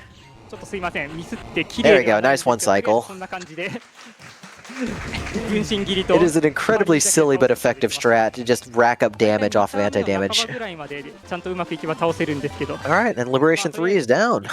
倒しきったということで So we're about halfway story-wise. チップの引きがある程度良く A ないと little less than 簡単には halfway. 倒しきれません。 Unfortunately, through cutscenes that we're skipping, we get ambushed, and Mega Man is actually kidnapped, and Regal is going to do some stuff to him, unfortunately. So we have no Navi at this point. So Land is unfortunately depressed, so Beryl sends us an email to go talk to him over at the docks, which is now available here. で、まあそこで次のミッションのためにナビをやるって言ってもネット Unfortunately, we don't get to see the cutscene of Land getting punched in the face, ちょっと心を入れ替えまして though I think it's blacked out, so you just hear the funny sound effect. でそして次のミッションとしましてはあれですね、次はエンドエリア2を開放したいということで、 So まあちょっと Beryl decides thatが与えられます。 since Land has no Navi at this point, he decides to give a Navi. So we actually have Colonel to use for this next section, and we're going to actually take on a different mission. とりあえず、オラン島 But から we're actually going to go to the net first エンドエリアにはつながっているので、 and check out some stuff, and then we'll get to that other mission. So we're going to jack in right here at Orin, and we're going to try and get to end area from Orin 2. So just a little bit of walking around. 確認して、全にバグのかけら集まってない場合は必死に集めに行くのですが、今回は余裕なので OK です。ちなみに忍びダッシュ使った時の HP の参照先は今はカーネルの最大 HP となっております。この後科 Yeah, 学 so Colonel has 400 base HP right now, which is more than Mega Man normally has. So this is a guaranteed run with Sneak Run active. So we're not going to get any encounters, thankfully. でエンド So エ it リア makes の this 方 a に pretty 向 quick かい trip. 扉があって進むことはできません。 Unfortunately, the gate to end area is under Scilab's control, so we're going to have to head over to Scilab. 科学省だということで、まあ、ちょっと話をつけに科学省の方へと向かいます。 So thankfully there is a handy shortcut in the actual Scilab building, so we're not going to need to walk through the entire net to get there. So まあ今回は we actually have so many bug frags from earlier that we're actually going to skip needing to jack into one of the terminals to grab an extra bug frag, which is really nice because we're actually going to use those bug frags that we acquired to buy something now that we'll use for the rest of the game. まあこれだけ聞くとただの指の負荷軽減アイテムにしか聞こえないのですが、隠された能力があります。 So there's a few bug frag traders in the game, and this one sells mostly Navicus parts coming up in Scilab 3. 変化するまでの距離が And 2倍になり the ます。 part that we're going to get coming up is the auto run, which allows you to run without holding B. We won't be able to equip it until we get Mega Man back, but it's actually quite useful because the way this game's random encounters works is there is a step counter, and there's also RNG, and once your step counter gets to a certain point is when RNG is triggered, and you end up eventually triggering an encounter. Well, when you're not holding B, you increment that counter more slowly. So by being able to run without holding B, we can increment that counter much more slowly while still getting max running speed, which means we just get less encounters over the course of the run when we can't use Sneak Run, which is great. And we're just going to use that for when we get Mega Man back. ここの今戦闘している理由としましては、 So this is the only useful thing we'll get out of the bug frag dealer right there. We also went ahead and bought Dark Wide from the Navi in this other area. まあ今 One of the other very useful dark chips that we'll have for later in the game. And we also got the key from that Navi right there. So we just quickly walk through the server comp right here, and thankfully it shortcuts back to Orin 2. So that we can now just enter the gate into end area. というわけでここまでは逃げ 100% 忍び効くんですけど、ちょっとここは 18.75% の塩化ですね。ここまで逃げ 100% です。そして Alright, so we're in end area 1 right here. We're just gonna book it for N2, I think. I don't think we're gonna do anything else on this trip. So enemies here are a bit stronger, so our 400 base HP. I don't know if that's enough to be able to reliably run away from enemies here. I don't know if we get a guaranteed first run here. But we try and approach N2. We get a cutscene, and it shows Mega has been corrupted by darkness from Regal's experiments. So he's guarding the area. We're not going to be able to do anything for now. So Beryl assigns us on a different mission ahead. We're going to get aboard the Queen Bohemia coming up. But we need an invitation to be able to get aboard that ship. You would normally think Yai would be the perfect person to talk to, but they really wanted to make Lan's friends really useless in this game. So we're not going to be talking to Yai. We actually go to Princess Pride instead, and she has an invitation that she gives us. So we're just going to go home and sleep and not worry about it any further. ものになっています。でまあただその世界中の著名人が集まるパーティーが開催されているので、ネット君はもちろんそんなチケットを手に入れないということで王族である。So if I remember this part of the plot correctly, the Queen Bohemia has like an engine booster program that they want to show off on this trip. So we're gonna go basically protect that. 豪華客船が始まります。でやってまいりました豪華客船。まずはですね、まあ不審な人物がいないか、そして船の構造を探るためにスタンプラリーというものをやります。So that we need to do the stamp rally here as part of the plot. So we just need to find 3 stamps. And we're also going to buy some sneak runs from a sub-chip dealer while we're here. Very convenient that they're aboard, so we don't have to go back to the net to get them. Otherwise, this part's pretty straightforward. Not really much to talk about. You can see the character with the very unique sprite. They definitely do not have anything to do with the plot. No unique sprite ever does anything important in this series. Oh, of course not. なんでありがたく頂戴しておきます。 It's like you look in like anime stills and everything. It's like, okay, who has the most Yu-Gi-Oh-esque hair? Okay, that's our main character. あ、1000ゼニーがないと最後の買い物が足りなかったんで、足りないというかリベレー Land's just like, oh man, what if I fell over? Glad I didn't. You know, Land would totally fall over, especially with how clumsy he is in the anime. と思うんですが、エンジンルームの方でなんか事件があったということでそちらの方に向かいます。 There's trouble in the engine room after we finish the stamp rally, so the password here is always 11922911. I forget like the what the English text says. It's a very silly riddle, but the password's always fixed, so no problem there. So we're able to jack into this port right here. We're going to check out the system, make sure nobody's breaking anything. 狭い場所をダッシュしていくだけになっておりますが、日本語版だとかなり広い汎用電脳になっており、 忍びダッシュが必要となっています。 So we chase a Nebula Navi all the way to the end here. エリアマップの最後にウイルス線がありまして3線存在しています。だいたい1分40秒 What's in those blue mystery datas that we pass up? Like we only get like the bare essentials of what we need, but I can't imagine those items are useful. ネビュラの人とナビがいて追い詰めるんですが残念ながら逃げられてしまう。まあとりあえず We stopped that Navi. Didn't really have to do anything. 始まるということで。 So now we're invited into the ballroom for the demonstration of the engine program. 話しかけることはフラグなので話しかけます。 So we just have to talk to everybody in this room and the cutscene 全員に話 triggers. しかけると、ブースターシステムの競売が始まります。3億ゼニーでも安いというような人々の集まりです。はい。 So all 8 of those Navis trying to guard the program by just looking all in different directions. Managed to lose it. So we need to figure out how that happened. And so we're going to investigate these mirrors because there's something fishy with these mirrors. でそこで真実はいつも一つということで推理パートが始まります。 So this is the point in the series, like from 4 onwards, where like you're able to plug in wirelessly from your PETs. So the mirrors reflecting the light, and basically somebody was able to plug in from outside the room using the mirrors. 怪しいのですが、まあこの光の反射を利用すれば遠 Which 距 is 離 honestly deeper than this game needs to go in terms of physics. まあ推理をロックマンじゃないネット君とカーネルが協力して行いました。でそしてその鏡の先を I want to call shenanigans on somebody being all the way around all of these mirrors and managed to bounce a beam all the way around.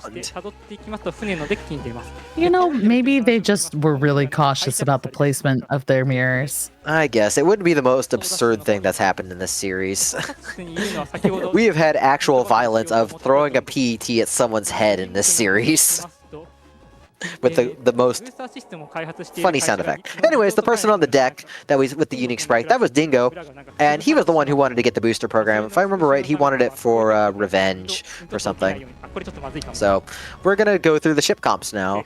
So this area is actually 1 comp shorter in English. So I was talking at the very beginning of the run that due to space issues, some of the maps were removed. This is one of those comps where that's actually relevant. So the original ship comp one was actually removed from the English release. So this is a little bit shorter here, and one of the reasons why we play the English version of the game. まあ渦に巻かれた5秒分ぐらいのロスですね。 So for the most part, this is a running around dungeon. Babs, go ahead.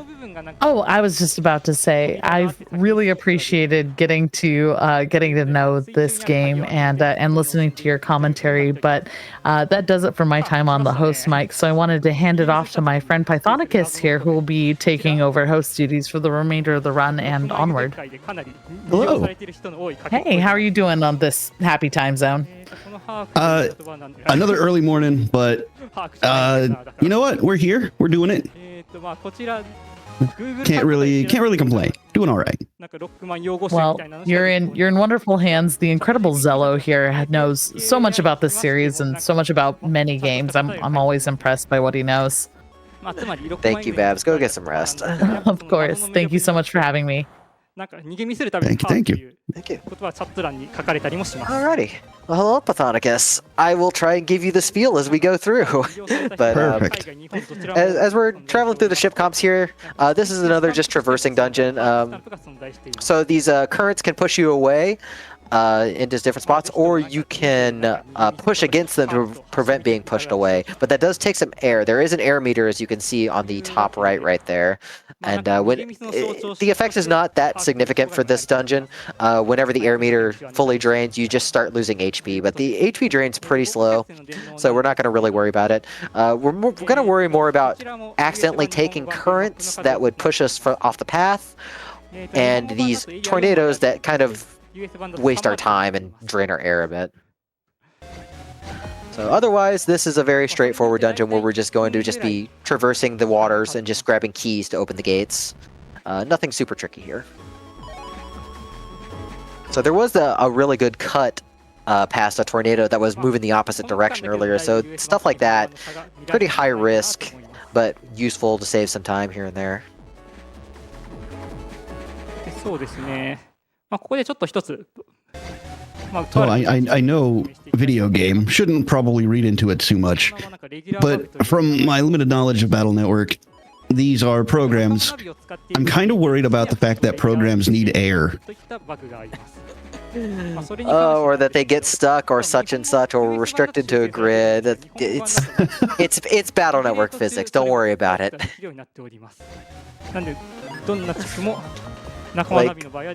We've had scenarios where we had to rap with whiskey, and if you have that in your Capcom game, you definitely can't take it seriously, no matter what.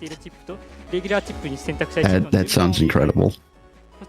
It is an amazing moment in the series. Alright, so this is Ship Comp 3, new Ship Comp 3 I should say. This is the last part of it, the dungeon right here. We're just gonna have to grab a few keys, and we will fight the boss coming up, which is Tomahawk Man. ありはするんですけど、ドリルアームがめちゃくちゃ集まっている場合は、そちらでご利用したことが方が早いことがありまして。 Getting some nasty encounters. Oh, not able to run away from this one, so we're just gonna have to just sit this one out.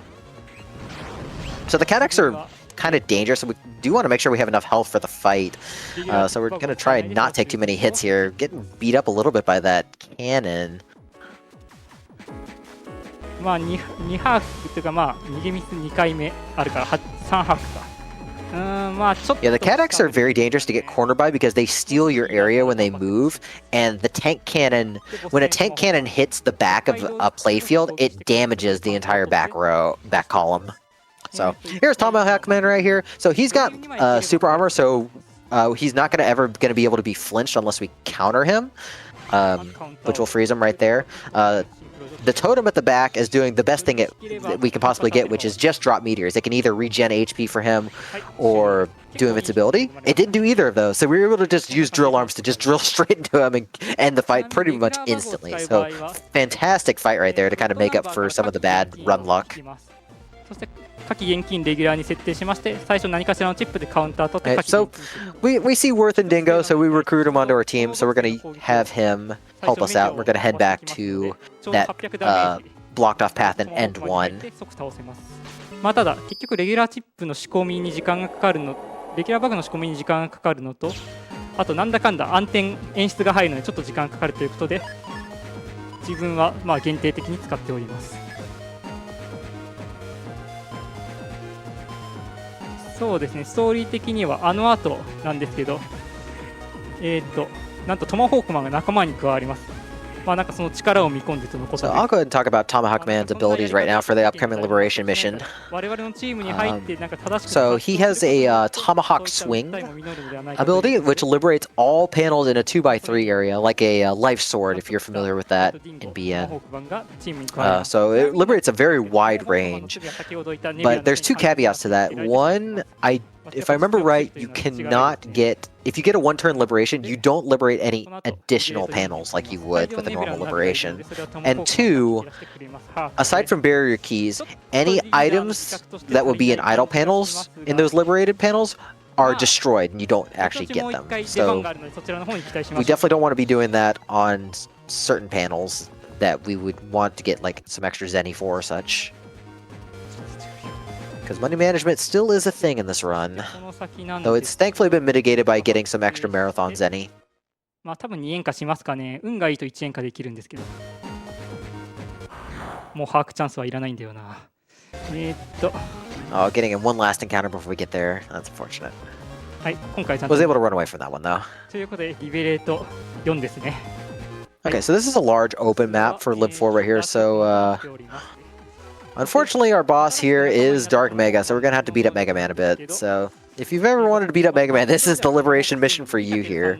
So this map is large and open, so one turn liberates on everything that's not our Tomahawk swing is going to be very useful to free up panels without order points, because order points are kind of going to be at a premium here. So we're going to start off with Shadow Man. We're just going to put him in a nice spot for later, just kind of get him out of the way here. Tomahawk has a very useful charge shot, so he throws his Tomahawk in kind of a boomerangs pattern. Does pretty good damage, and it can affect multiple enemies. Nice drill arm right there. He still has super armor like he did during the boss fight, so that's really good. And his Tomahawk swing chip also does good damage. Has a kind of a delay, but it hits a wide area. Is going to be very useful in spots. The downside, though, is that he is the only Navi on our team for now that has an elemental weakness. So Tomahawk Man is weak is wood, and the weakness system in this game is heat beats wood, which beats elect, which beats aqua, which beats heat. So Tomahawk Man takes double damage from heat sources, which is relevant in some places because these big brutes right here do summon fire meteors. So even though he has a large health pool, he can be whittled down pretty badly if you're not careful.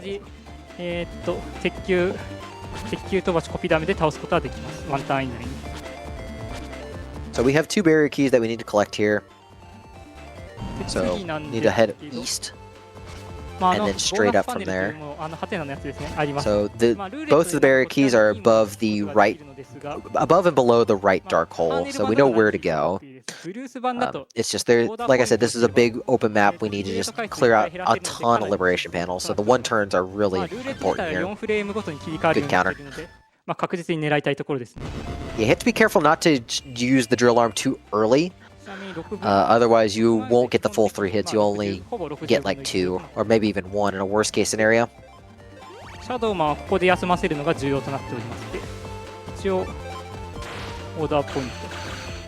this is a bonus panel right here. We're going to see if we can get invincibility. We didn't get invincibility. We did get a major hit on a boss. We did kill that mini boss, so that at least frees up some time.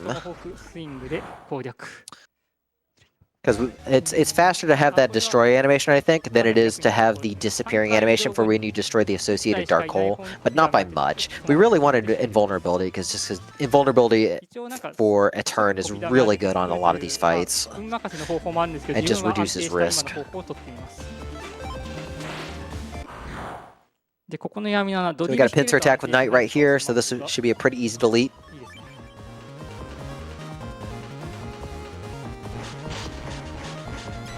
Just setting up right here.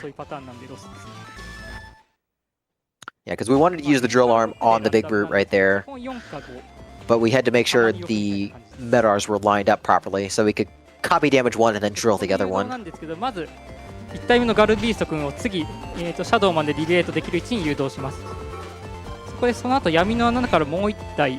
So Shadow Man is mostly going to be on the east side right now to use his... He's going to do a bunch of 1-turn liberates, hopefully, to be able to free up a lot of spaces, and that allows our other teammates to come in.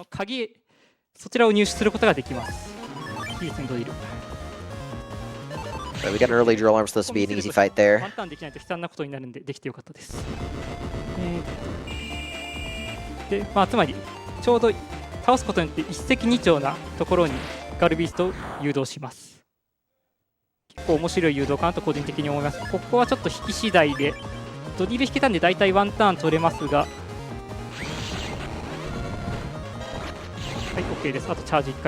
Tomahawk really doing work right here. Nice 1-turn, just barely clenching that 1-turn there. もしくはエアシュートあたり引けないとかなりワンターンが厳しくなります。で次なんですけど、 So we should be able to get rid of all of these all at once. If we manage to get this big brute in one turn, then I think the key is right next to us and we can just grab it instantly. まあ今回の場合は Good counter into tank cannon there. エアシュートがちょうどなんか敵の火の攻撃によって打ち消されてしまうとワンターン取れなくなるので。 There you go. So that's one of the keys right there. So that opens one barrier. And then we still have Nightman who needs to take his turn, so we can use him to knock out the dark hole here. And we have 4 panels around us, so this should be a pincer. 結構窮屈になっております。 Oh no, it's only going to be a small battlefield. なので下に移動します。 Not as ideal, but we do have Night Crusher here. 鉄球飛ばしで終了です。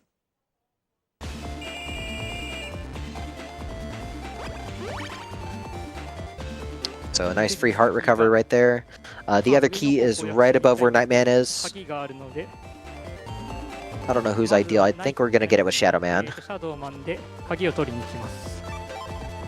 ここちょっと不利盤面なんで引きが悪いと。 Yeah, like I said, order points are really limited in this one. So we could have used a cross divide with Colonel to do a sideways, or we could have tried for a one turn liberate with someone else. But this is just more reliable this way. 影の一番後ろあたりの Yeah, especially since Shadow Man's charge attack is very good against the Bomb Boy since they move so slow. They usually don't dodge them.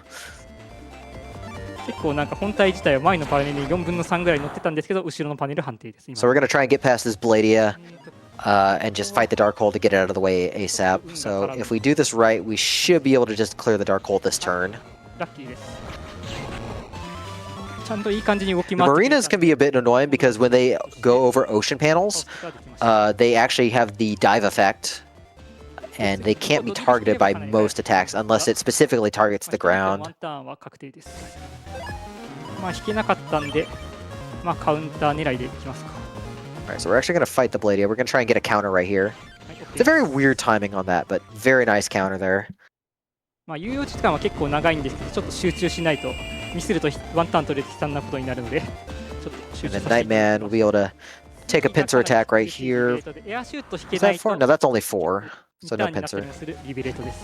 基本2ターンになりますが、 But we'll probably Night Crusher out of エア this シ one. ュート引いた場合は右エアシュート下コピダメ上鉄球飛ばしで確定です。 Nice triple there. いやかなりリベレート4も順調に進んでますね。 Alright, まあ and now ただちょ Dark っと Mega's ボス active. 戦が結構乱数によって変わるものになっておりますので、そこでかなり時間がぶれます。 So probably we're going to use a Tomahawk right here to えー open up all these panels in front.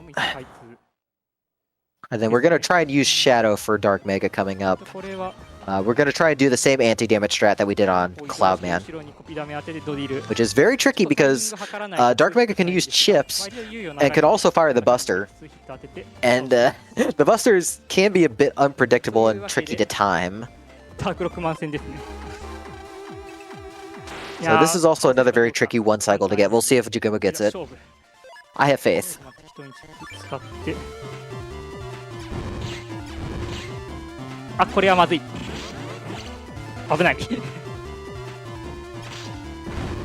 Yeah, Dark Mega can also use the Dark Chips you use, so やばいですね。 that Dark Sword would have killed Shadow Man in one hit. おとなしくしててくれ。そうそうそう、いい子だいい子。 We've got him looped. This is looking good. いいぞ。 This is real good DPS right here. 最初は Very nice. 2-turn kill. それからおとなしくなったんで助かりました。どれ Yeah, だけ he did not cooperate at first, but getting it on second turn is perfectly good. いやー、良かったです。2ターン目の最後ぐらいに倒せて。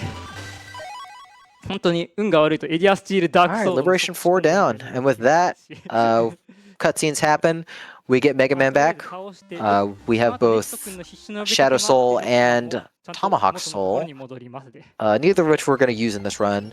But this email right here is more important right here. So we gain access to what is called Chaos Unison because Mega Man was experimented on. So Chaos Unisons are an extension of Soul Unisons where we actually use an associated dark chip to use the Soul Unison.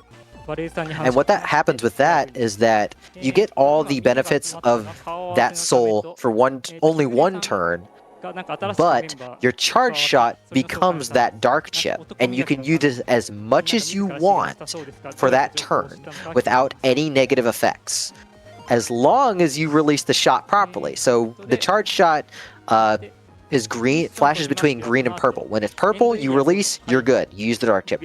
If you release that charge shot when it's green, then you lose the soul instantly, and Dark Mega joins the enemy side and starts beating the tar out of you. We don't want that.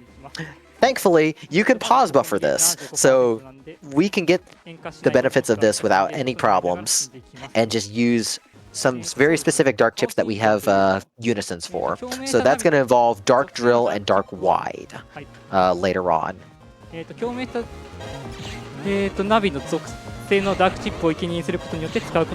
plot-wise, we've liberated most of the net. Still have a little bit more to go, but our good friend Higsby wants to try and join our team, and team's like, I don't know about that. But we'll get to that a little bit later. So we did a few things while we were setting up here. So we have auto run equipped now, so we're running without holding B. And not holding B means the step counter increments more slowly, which means we get less encounters for the rest of the game. So that's nice. We also jacked in at Scilab to grab the link. We set up the banner so we can warp to the Scilab homepage and Lance homepage as needed. And we went ahead and went to Scilab 4 and took the server comp here to Orin 2 because we're gonna go to End 1 from here. Speaking of Dark Drill, I did talk about it because we're going to use that for Chaos Unisons. We're going to go take the secret passage right here, and we're going to buy Dark Drill from this purple Navi. So we have that for the rest of the game. なんと威力は一発当たり100で6発ヒットします。押し出し効果を含めると一気に何百ダメージも与えることができる。まあめちゃくちゃ強いチップとなっております。しかもカーネル just going to be running away from encounters for a while. We're just going to head to End Area 4. We're actually going to pick up the other purple mystery data that we're going to get in this run. Since we only got those 2 unlockers from the number trader early on, and we're only going to open 2 purple mystery data, because the first one was for Black Bomb, which you can get some use out of, but it's mostly just for setting up that out of bounds that we did and get that key item early. This one we're going to actually grab for the chip itself. We're going to grab Var Sword out of it, which has its uses. It's a tricky chip to use. Basically, when you try and use it, if you hold A and input hidden commands, then you can make the sword's range differ. You can turn it into a long sword, you can turn it into a life sword, you can turn it into a wide sword, you can turn it into a sonic boom attack. There's a few commands. So it has its use. 2回目の演歌の機器があります。 Otherwise, this is mostly just plot stuff. So Pythonicus, if there's anything you want to plug, this is like the perfect time. Hey, you got it. Yeah. So just to remind y'all, we are the English language restream for RTA in Japan Summer 2025. We're glad you're with us. You can check out upcoming runs using the ! schedule command, and if any runs that currently don't have a commentator suit your interests, you can also check out the pinned comment in chat for a link to a Google form. Alternatively, type in ! link. We are still looking for a fair number of commentators as we start to round out the week, including for our very next run, the bonus run that got added, which is Disgaea 6. Defiers of Destiny? Defiance of Destiny, sorry. Currently does not have a commentator. So, if you have knowledge of Disgaea, we'd love to hear from you. Absolutely, we love seeing anybody step up, and you don't have to run the game to be able to commentate. If you have some knowledge casually, that's usually enough. We just appreciate anybody being able to step in and just support. Absolutely. But even if you're not comfortable with doing that, we're always happy to have you in chat as well. Alright, so plot-wise, we couldn't analyze the gate at the end of End Area 4, so we went to Dad's office to try and get some data. But we need somebody good who can analyze it. Well, Number Man can analyze it, so we go to Higsby outside. So he's going to go analyze that and pick it up for us. Because we want to figure out, like, what does Nebula want to do with all this data from taking over the net? And, like, they definitely wanted something at Scilab that Dad had. 普段はマスなのにマスとか言ったりなんか変な感じがする日暮さんでしたで。でストーリー的にはまああの後まあ日 So 暮 we're さ going ん to be doing just a lot more walking around. 危ない。 We're going to go to the doghouse at the back パパがなんか見たかったって言ってたんです house 鍵 right がかかっ here. ていたんですけどそれを And 解除する it's こと like に you 成 you, 功しま you す。 see this doghouse and you think it's the one that's outside up front. It's like, no, that's actually a different one. ことが示されていますので家の犬小屋に話しかけますと But there was actually writing on it, and it gave us a clue. So where do we go? Back to the mines yet again. 空気清浄機の電脳がある今炭鉱にいるところです。まあここでちょっと一つ言っておきたいことがロックマイグズの RTA 何度も同じところをぐるぐる回ることがなります。 So the clue points us to the air filter comp that's in this area. So we're going to just navigate around to get to that, because there is a data key that's just hidden there. ちゃんと炭鉱の奥まで行きます。なんでちょっとボケっとしてると今どこに自分が行くか分かんなくなってしまってこのまま炭鉱の奥に突っ走るみたいなことをやってしまい、まあそういったことが多く発生してしまうのがロックマイグズというゲームなんで。まあ The condition of that air conditioner is just so sad to see. It's all rusted and everything. たまに奥の方にちょっと行きかけます。 The key is all the way in this far right corner right here. 空気清浄機のパネルをめくりま So す we と get that. Plot progresses. We can now go to End City. So that's exactly where we're going to go to now. 使い続きですけど大きな魚といえばなんかシャチホコだということでエンドシティに向かいます。まあただなんか今通信障害が発生していてなんか城じゃない、天守閣の中には天守の中には入れないようになっています。 All right. So we talked to Higsby, and then we talked to this guy. He says, somebody's been accessing the communication system illegally. So naturally, as the 10-year-old kid on the job, we're going to go check that out. So we're going to jack in right here. This is thankfully a shortcut straight into End Area 2. So we don't have to walk too far. We just need to go to the Cyber Pagoda in this area. 城はなんか防御施設、まあそういった居住施設といった縄 But 張 we り will pick up 1 HP memory in this area. であの建物 But って otherwise, it's mostly just triggering 学術的な plot. 正式名称は天守となっておりまして天守閣というのはあくまでの俗称です。まあただ結構一般的にも天守閣が、まあ、城巡りしてても辺り一面言われますのでまあなんか、まあ、その差はもう最近は気にしなくていいのかなと思っております。すいませんどうでもいい話でした。 Unfortunate not being able to run right here. で今このタイミングで HP メモリ取りに行ったのですけどYeah, unfortunately, the baddie's in a spot where we can't really kill it without an air shot. And if you try and run, and you fail to run, then you don't get any chips for that turn, even if you tried to select them, because you don't ever actually send the data. So the baddie was in just such an awful spot that even if we wanted to try and kill it, we weren't really able to, because the rocks have a lot of HP. あ、OK です。1円価でいきました。結構ここ2円価になることも多いです。そして Alright, we check everything out. We headed back out. So we're going to go ahead and head inside the pagoda now. ちょっとさっきから Communications are already fixed, even though we didn't do anything. もう少し高めていきた So いと keep 思い that ま in mind for later. す。でそしてシャチホコがあると言われるこの城の We are going to make one quick pit stop here. We are going to jack into the Wind God comp. We're going to grab an air spin too on the way. いた。ちょっと今 Just a 謎の数 really, が発生しました really handy chip, both casually and especially in this run, because it allows us to deal with a few fights really efficiently. わかんないということで、まあとりあえず、まあちょっとウィンドゴットコンプ風神の電脳にプラグインしてビコの方にあるエアホイールに Also going to do a couple other things here. We're going to examine the statue eyes 広範囲に up at the top of 攻撃 here できるしかも最大 and ダメージ120与えられる get となってお an ります extra HP 普通に mem. リベレートで大活躍 And then there is a cutscene まあこの trigger 辺になってくるとドリルアー that'll ムより progress the も plot a little bit further. バリアブルソードといったものや Like that HP memory is a little silly to get because you don't think you can interact with the statue on that side. とは言っても、まあ、ドリルアーム自体はまだまだ強いので引き続き大活躍します。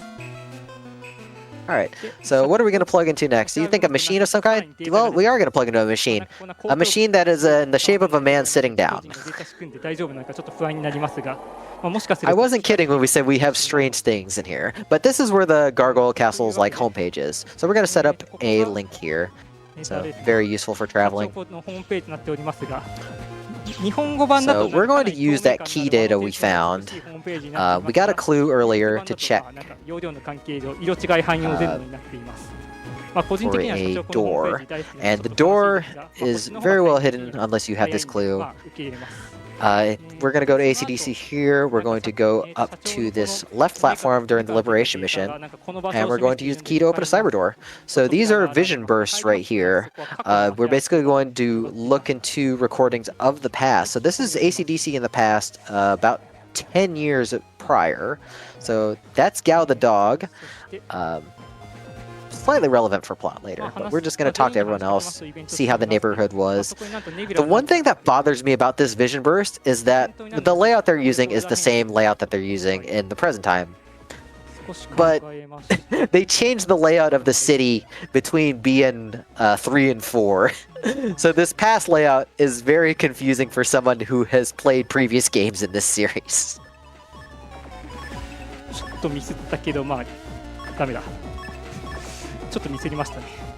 Just a little silly thing.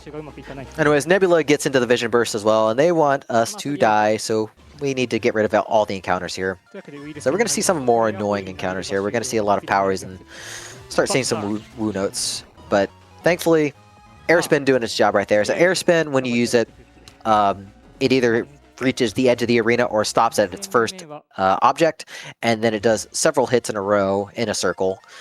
So really good for multi-targeting. Unfortunately, we got Buster bugged right there, so we tried to use the Buster, but remember we still have the blank bug active, and I think it's like a 3 in 8 chance right now for the Buster to get jammed. So not great odds, and we just didn't get anything there.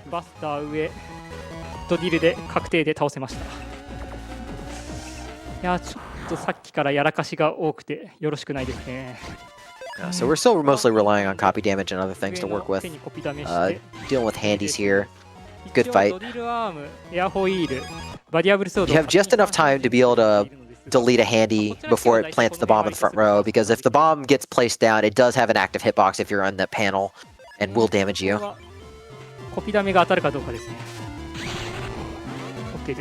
Oh, that shaky did not get hit by that drill arm. At least a charge shot fixes. That's fine.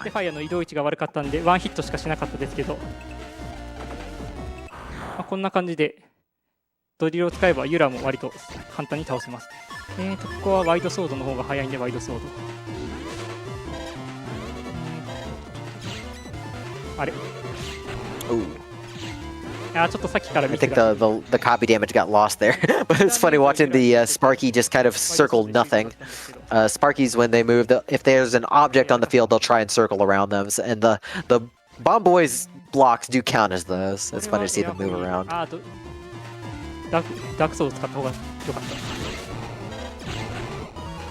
Good fight with copy damage airspin there. Alright, and that handles all the Nebula Navis in the area, so we just get some clues, and we're going to go ahead and leave here. So we're going to head back to Barrel at this point. Head back to the office. We're a little concerned with Higsby, because we knew he was a former World 3 agent, and we're kind of concerned that he might be going back to his old ways. Because he's been very eager to try and help with everything.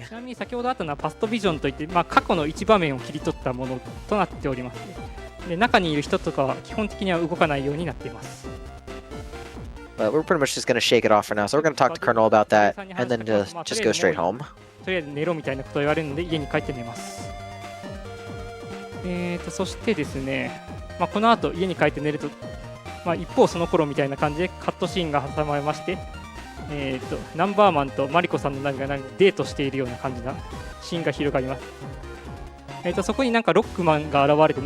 So far, we're about 2 hours into the run, and things have been going pretty smoothly as a whole. So it's looking like a good run so far. Our next dungeon is going to be coming up shortly. But we do have a couple things to do before we get to that, so we've got trouble at End Area 3 yet again. We're going to go back to that same Cyber Pagoda that we inspected earlier, and we're going to check that out again, because somebody's causing trouble. We don't know who. And somebody's like very suspicious at this point.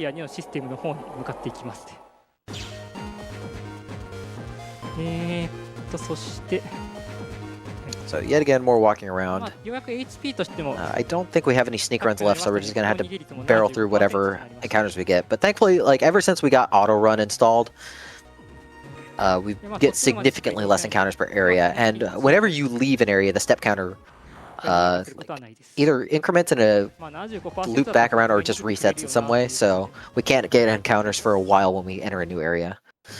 So we've just been getting a lot less, thankfully. It's good because enemies at this point don't really give us anything we need. So we're gonna spec the pagoda again. And we're just like sure something's wrong. But now everything in the pagoda, things are definitely wrong and security system's active. So to get the door to open, we need to find the 3 programs for this virtual samurai, which is very silly. So we're gonna katana comp first. We're gonna get the data from this Navi after we fight. We're also gonna pick up an HP mem in this area, and then we're going to go to the helmet and armor comps to get those programs. 乱数が良ければちょうどドリルで Good handling of the last Trixel right there. ダブルデリートできました。ちなみになんですけど、ドディクロール、まあ、最速入力で右上、もし右行ってその後上下に行きますと boosting our HP for a little bit to get more safety and more sneak run ability, のでそれをところ as どこ well ろ as run ability. そして次はヘルメットなんで兜ですね。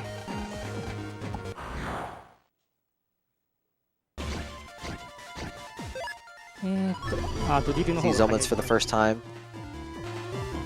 はい、OK です。 We could possibly use that dark sword, but we don't want to throw our karma down too low. So what happens is if you use dark chips too often, your karma gets to the point where you're permanently evil when you start fights.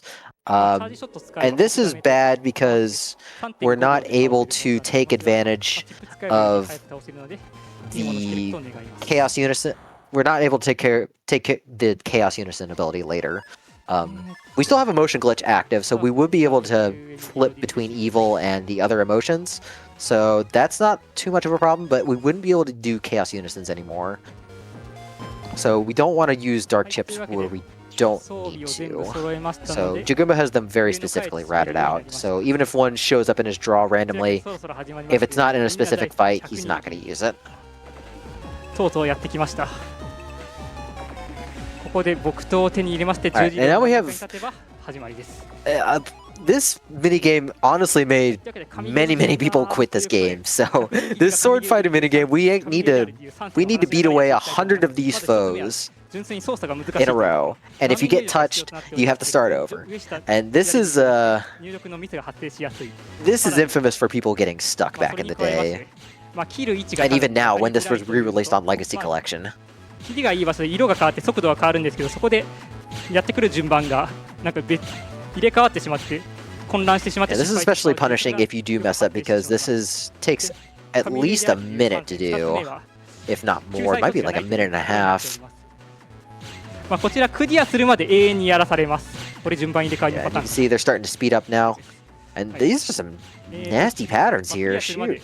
永遠にやらされてきて、ここでちょっと投げてしまったという人も。Jagumba's very experienced. Like I said, he has over 500 attempts in this game. なんかよくある質問のところに、But it's always scary to see this part of the run. 100人切りがクリアできない、方向転換できないみたいな質問がありますので、クリアできない方は読んでみてはいかがでしょうか。最後は RTA 的な話になりますが、まあ純粋にミスると1分以上タイミングによってはロス。So these roly boys, they're randomly played? They are random. Oh no. Right. So you just have to react. まあそういった理由があって神ゲーであると。 First try, no problem though. いかがでしたかということで、はい、無事クリアしました。Yeah, I remember playing my copy for the first time 20 years ago, and I got stuck there for a while. The hitbox on the sword is a little deceptive. You need to hit closer than you think. いやーリベンジできてよかったですね。ということで。So with that down, we're going to go into the gargoyle comps now. So this is a really weird puzzle section. This is also the other dungeon in the game where playing the English version shortens it. So the second comp of this was removed in the English version. So we're only going to see 3 of the 4 here. Okay. So we have these button puzzles that involve picking up ninja programs of different colors. And you need to match up not only the color of the ninja with the buttons, the trap type, but also the exact number of ninjas. So you can pick up additional ninjas of the same color, and if you have a different color ninja that you're trying to pick up, you basically swap them around. So the TLDR of this dungeon is that you're going to go in very specific paths to make sure you have the correct ninja for the traps that you need to disable here. And that involves also abusing the pathing right here. So if there's a 3-way path and you want to go a specific way without changing your ninja, you're going to go towards the path that you don't want to go and then double back to the path you do want to go, so that the 2 swaps happen. You swap to a wrong ninja and then back to the correct ninja. So a lot of this is just walking around.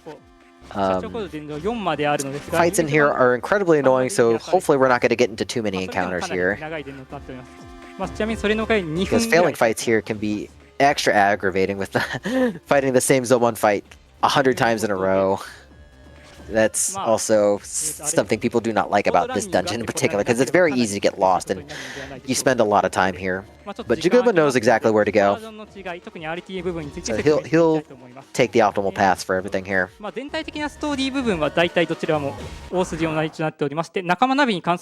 is an HP mem in this comp here in 2 that we'll pick up. It's kind of by the top right where the blue ninja is.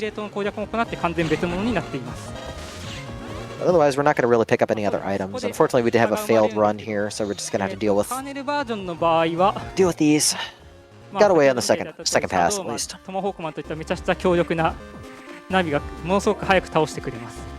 一方でブルースバージョンだと、ナパーマンという強いナビもいるんですけど、ちょっと限定的だったり、結構チップに頼らざるを得ない場面も多いです。I do like the variety of the traps, just like as a plot device here. Like you have the red ninjas can jump over the side spikes, the white ninjas dash under the crushing ceilings, and the blue ninjas like sneak over the waters like pawns.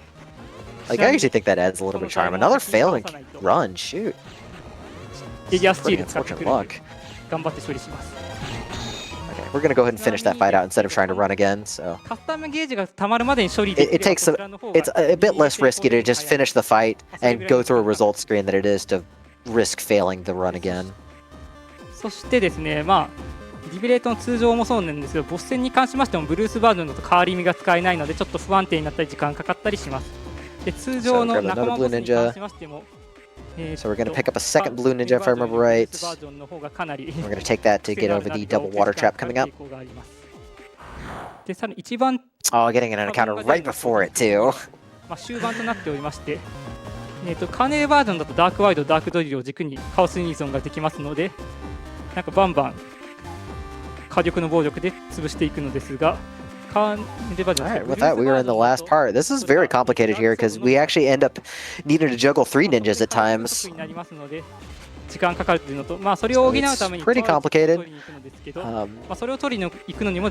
Jaguma's doing a great job managing the ninjas here, because there is one thing that can happen if you end up in a spot where you end up in a bad set of ninjas and you can't like fix it by moving or swapping them around, then you actually have to talk to one of the green programs to reset the area, so that wastes even more time if that has to happen. But he's been handling it like perfectly. So now we have 3 red, so we can get over the triple spike trap coming up. ブルースバージョンの方がカーネルバージョンよりも Like, we do have to come back to this dungeon later, but thankfully all of the traps are already disabled, so we're not going to have to see this a second time. So that's at least a relief. それなんで、リベレート5ぐらいまでは同じぐらい、それ以降もなんか上振れ続ければ、そんなに速度変わらないんじゃないかみたいな考えもありますが、I do like the music in this area a lot, though. Like, big shout outs to all the music in this game. Like, this series has fantastic music all across the board. I think, if I remember right, the soundtrack was done by Akari Kaeda. who did the music for the first game, and then she came back for 5. And she did a great job coming back. It's a good soundtrack. Probably one of my favorite credits themes in the series. そしてもう大体終盤ですね。もう1円か。Like if you're gonna run through dungeons over and over, at least you get really good music to, まあ to 今 jam お互い to. がお互いを敵と思っている状態です。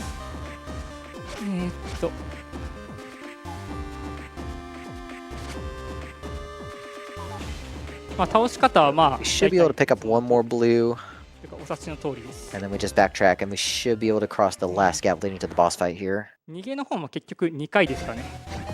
ここ握られれば OK です。まあ悪くはないぐらいでいけたかなと思います。 Alright, we're getting some good encounter luck here as far as being able to run now.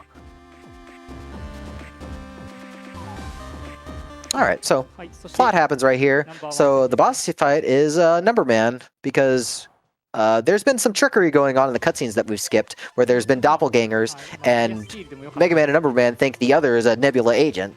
So we end up in a bunch of confusion here, so we're gonna have to fight him. Number Man doesn't really do much. It's a pretty simple fight.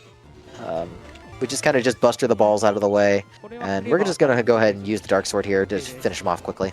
まあ行動パターン的に後ろに下がることはない Using the emotion window glitch bug, and we can pull Dark Sword out while being in worried state. So cutscene happens. We realize the doppelgangers try and finish us off. We realize what happens. We take care of the doppelgangers. Make up, forgive, all's forgiven, blah blah blah. So we officially have Higsby on our team now. We're gonna head to End 4 and analyze the gate that we couldn't open. Number Man will get that open for us, and we can start the next liberation mission. ここまでなんかめちゃくちゃ早いタイム、一発勝負とは思えないようなタイムで来てますね。まあ、というのも基本的にバグのかけらデニーがすごくすんなり集まったからなんですが、まあ、そこによって、まあ、かなりブレるゲーム、一発勝負だとブレるゲームとなっております。でそうですね、まあ、ここで全悪度というものについて Fascinating how Lan skates everywhere. こちら隠しパラメーターとなって Upstairs, up on the roof. How does he do it? Be in physics. Slide everywhere. You know what? Mega Man is known to slide. Lan just slides, but using skates. And you know what's really funny? And what's really funny is that like he uses his skates so much in the first season of the anime, and then just stops using them and just runs everywhere. And it's like what a waste. You got a sick pair of Heelys. You got to use those things. そしてですね、469以下になると悪状態という。Those really were the craze back in the mid 2000s when this series was out. Shoot. 469にならないように調整しながら、HP も減らさないようにしながらダークチップは使っていっています。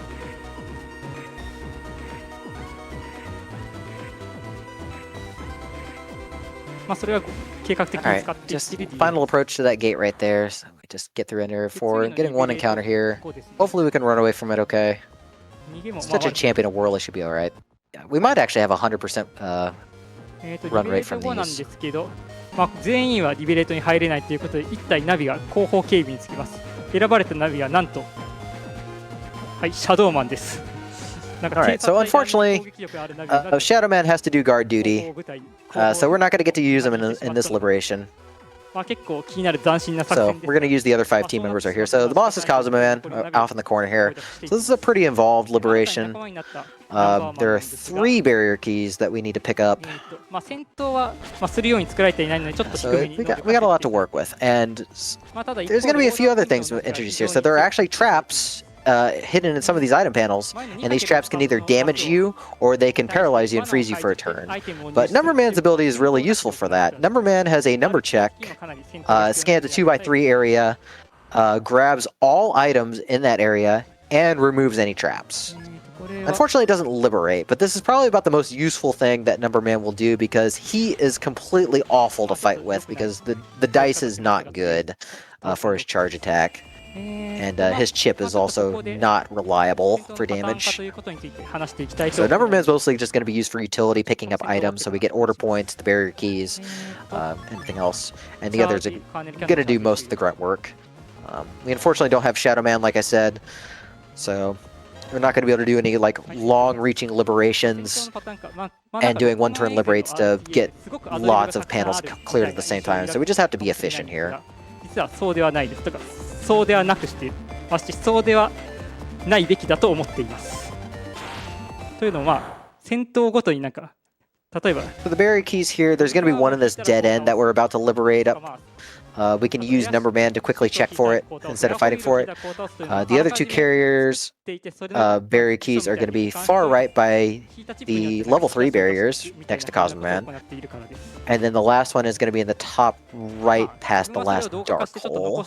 So like I said, it's a pretty spread out and involved map. This and the last one are pretty involved at this point in the game.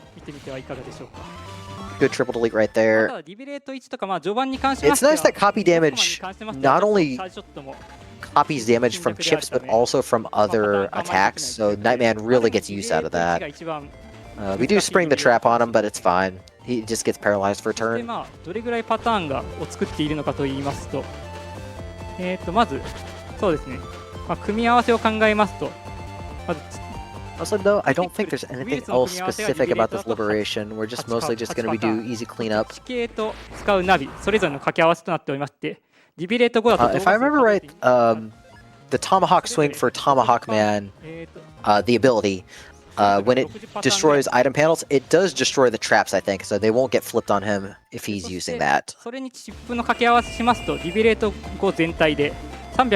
definitely cuts down on some of the risk. Gonna have a number check right here, so we'll get the key and get some money as well. これがちょっと多いか少ないかは分かんないんですが、アドリブじゃない戦闘が挟まるアドリブの戦闘が挟まる以上まだまだ And a Mark Cannon too that we're just not going to use for the run. さすがにただその動画数自体は他のエグゼと比べよりと圧倒的に多くなっております。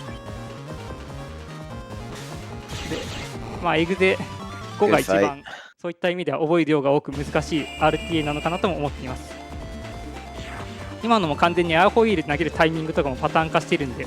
Yeah, it's really important to get that one in one turn and just get it quickly because the combination of the Lark and the Big Brute, they can zone you hard, and then the Flappy can just drop on top of you and restrict your movement even further. So it's good that he got that in one try there. からリベレートについての話していきたいと思います。今この位置でカーネルを止めたのは Like I said, the second key is on the very right of this, so we're gonna have to get past this Bladia. 誘導するためです。元いた位置にいますと1回リベレートが増えてしまいます。So basically, we're gonna have to do a double Bladia fight because we need to liberate the Dark Hole right afterwards as well. Bladias do have a chance to guard against your attacks, which can be a bit annoying. But I don't remember if it's just the highest level ones that do that or if all of them can do that. ここはこういうチップと So we're going to use Tomahawk Man for this one. We're just going to get good use out of the thrown boomerang. We're also going to go ahead and use Tomahawk Swing here. Okay. Good fight right there. Like I said, hits in a life sword range, so 2x3 area, and doubled with full synchro is good. で、さらにナンバーマンの出番ですね。ここでの We're going to go ahead and use our last number check order point here. この後ロックマンがロブソード Thankfully there's some more right there, and also the key there. So that allows us to get to the top of the map so we can get the last key.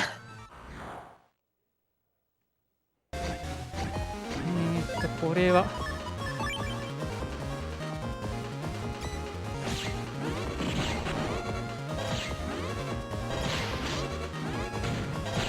OK でしょう。Good one turn right there.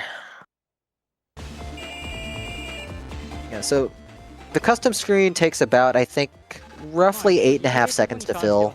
So you only have that much amount of time before the screen opens back up on its own and the turn ends. So getting these one turns can be pretty tight because you don't have a lot of wiggle room for them with these strats. We're gonna get some Varsword use right here. OK です。So just use that as life sword. 反対向きだとコマンドも反対向きになるんで怖かったです The が commands are tricky. You don't have a whole lot of time to input the commands, but it's also easy because the commands are D-pad directions. So it's very easy to over-tap and just put something in wrong, and then your VAR sword is useless because it just became a normal sword instead. まあこの後、トマホークマンのトマホークスイングで倒しリベレートします。ワンターンはまあほぼ確定なんでいらないといえばいらないように思いますが、そこにあるアイテムを取らないようにするためです。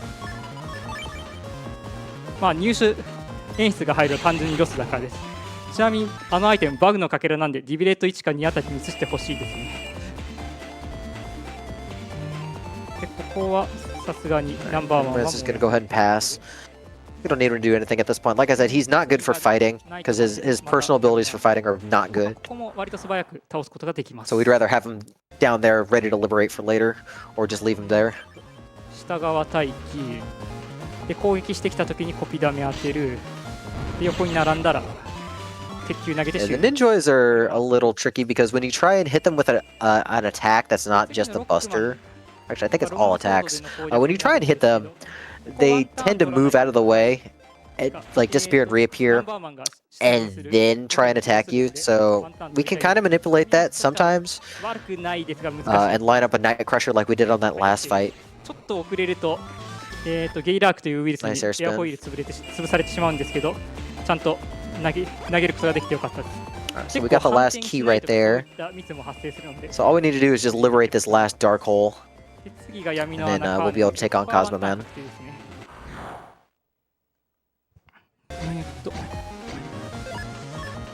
まあエアフィールドも同じか、まあ、後ろの壁にカーネルキャノンぶつけるか、まあ、もしくはそんな感じで倒します、まあ、ちなみになんですけどこのブラッティアというウイルス攻撃したと1回 Alright, 消え with た that, that's the last dark hole.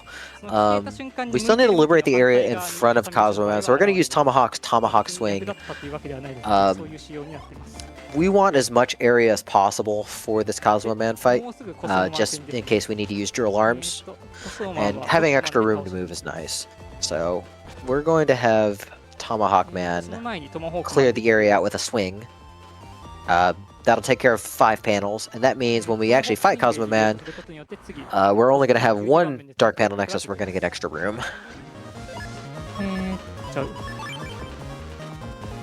Pincer attack right here, so perfect time for copy damage and Tomahawk Swing. ちょっと安定取るためにトマホークスイングに変えました。でボス戦なんですけど HP が1000もありダークチップ3ターン以内に引けないと結構厳しい戦いが予想されます。ただリベレートはカスタム入る際 So we're going to ideally look for Dark Drill if possible. I'm not sure if we put it in our folder yet. If not, we can do things. まあとりあえず結構 HP So that's why we want Drill Arm, because a double damage Drill Arm right there is perfect. Okay, we're going to go ahead and bust her into Dark Sword, so that should finish. はい OK です。いやかなり素早く倒せたと思います。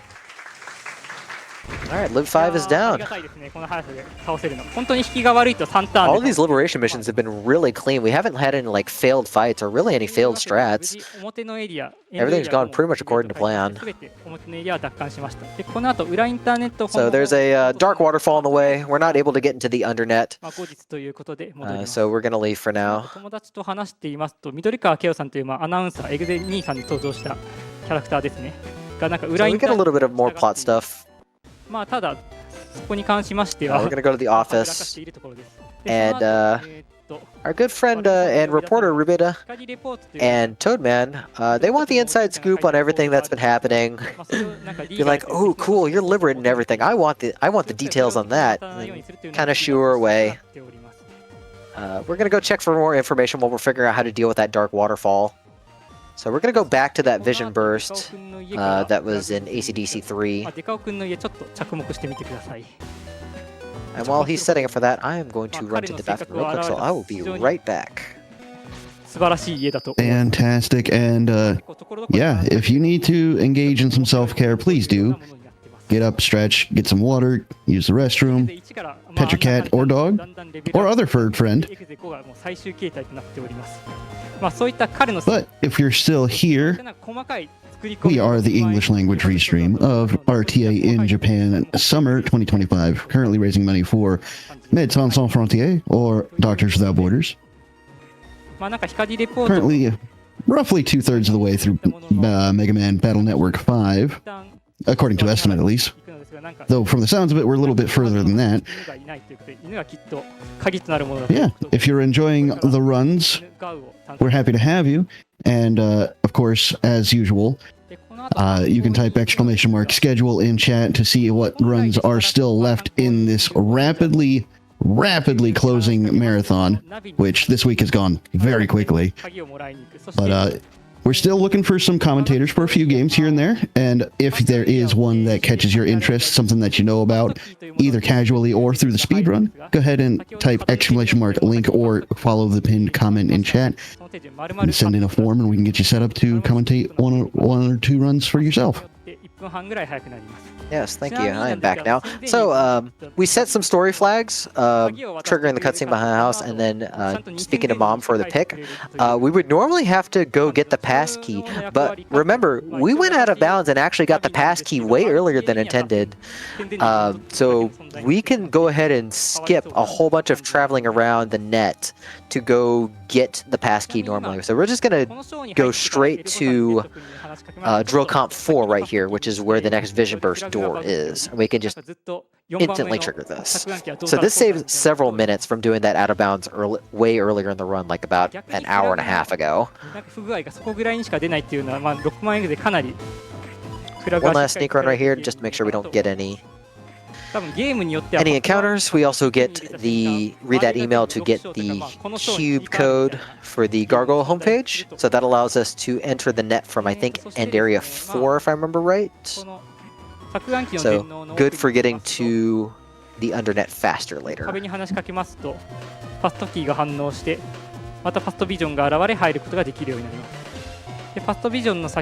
So the door is right here by this conveyor belt. So this gives us a vision of Oran Isle back in the day. So we get to talk to everyone, talk about the metals, talk about all the research that's going to happen.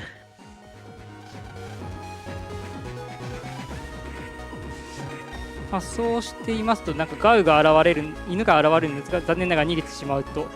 these vision bursts make us realize how important Gao actually is, because Gao has like a bunch of data stored in him.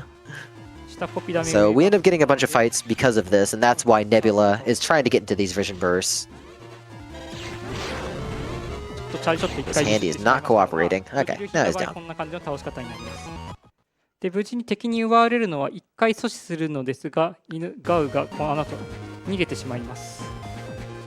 So wait, Gao was the dog, correct? The dog. And the dog has data. Yes. Very important data. Got it. There's just a lot of like really weird plot things that I won't try and touch too much on, because this game's too silly to deserve that. But there's trouble at Scilab. Scilab is being invaded while we were out. So we're going to jack into the homepage here.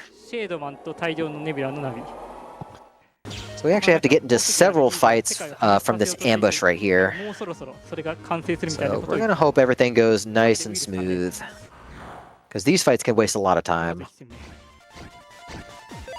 Like the triple marina is not that bad, but some other stuff can be kind of dicey. So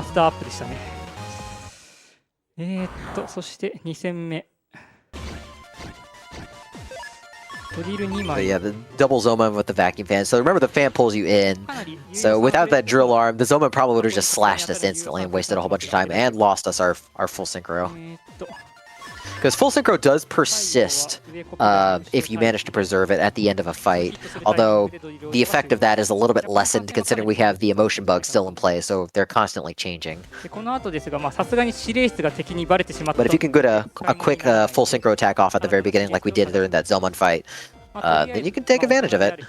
So Scilab's no longer safe to use as a headquarters.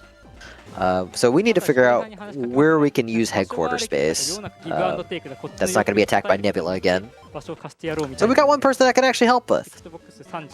Higgsby's more than willing to help us, kind of. He's on our team, but we still have to pay a price to like use his back part of the shop.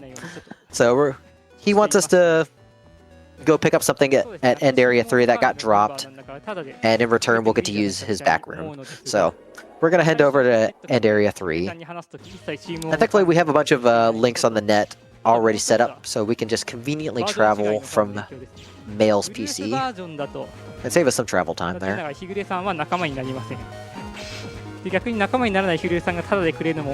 so it's End Area 3 where it spits us out at, but thankfully it's put us right by where we need to be. We're right by the Cyber Pagoda. So we get the data file, head back to Higgsby's, and the back room is open up. Yeah,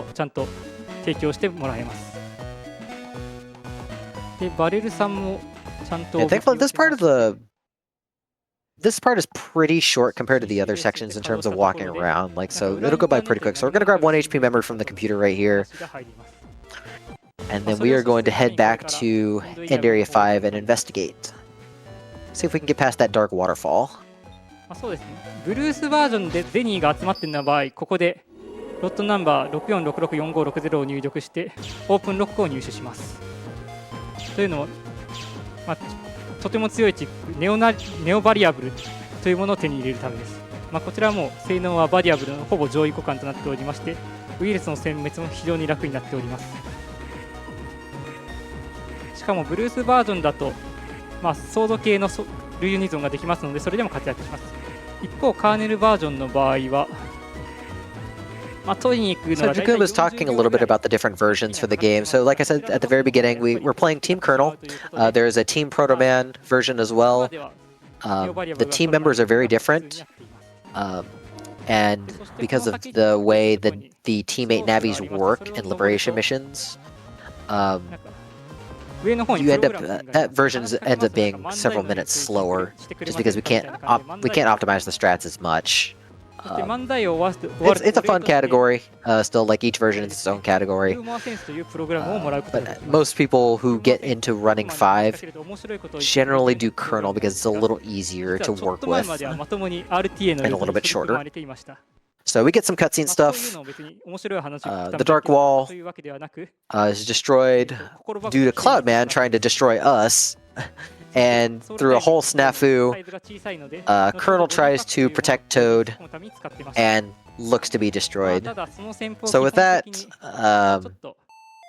Barrel makes Lan the team leader for now.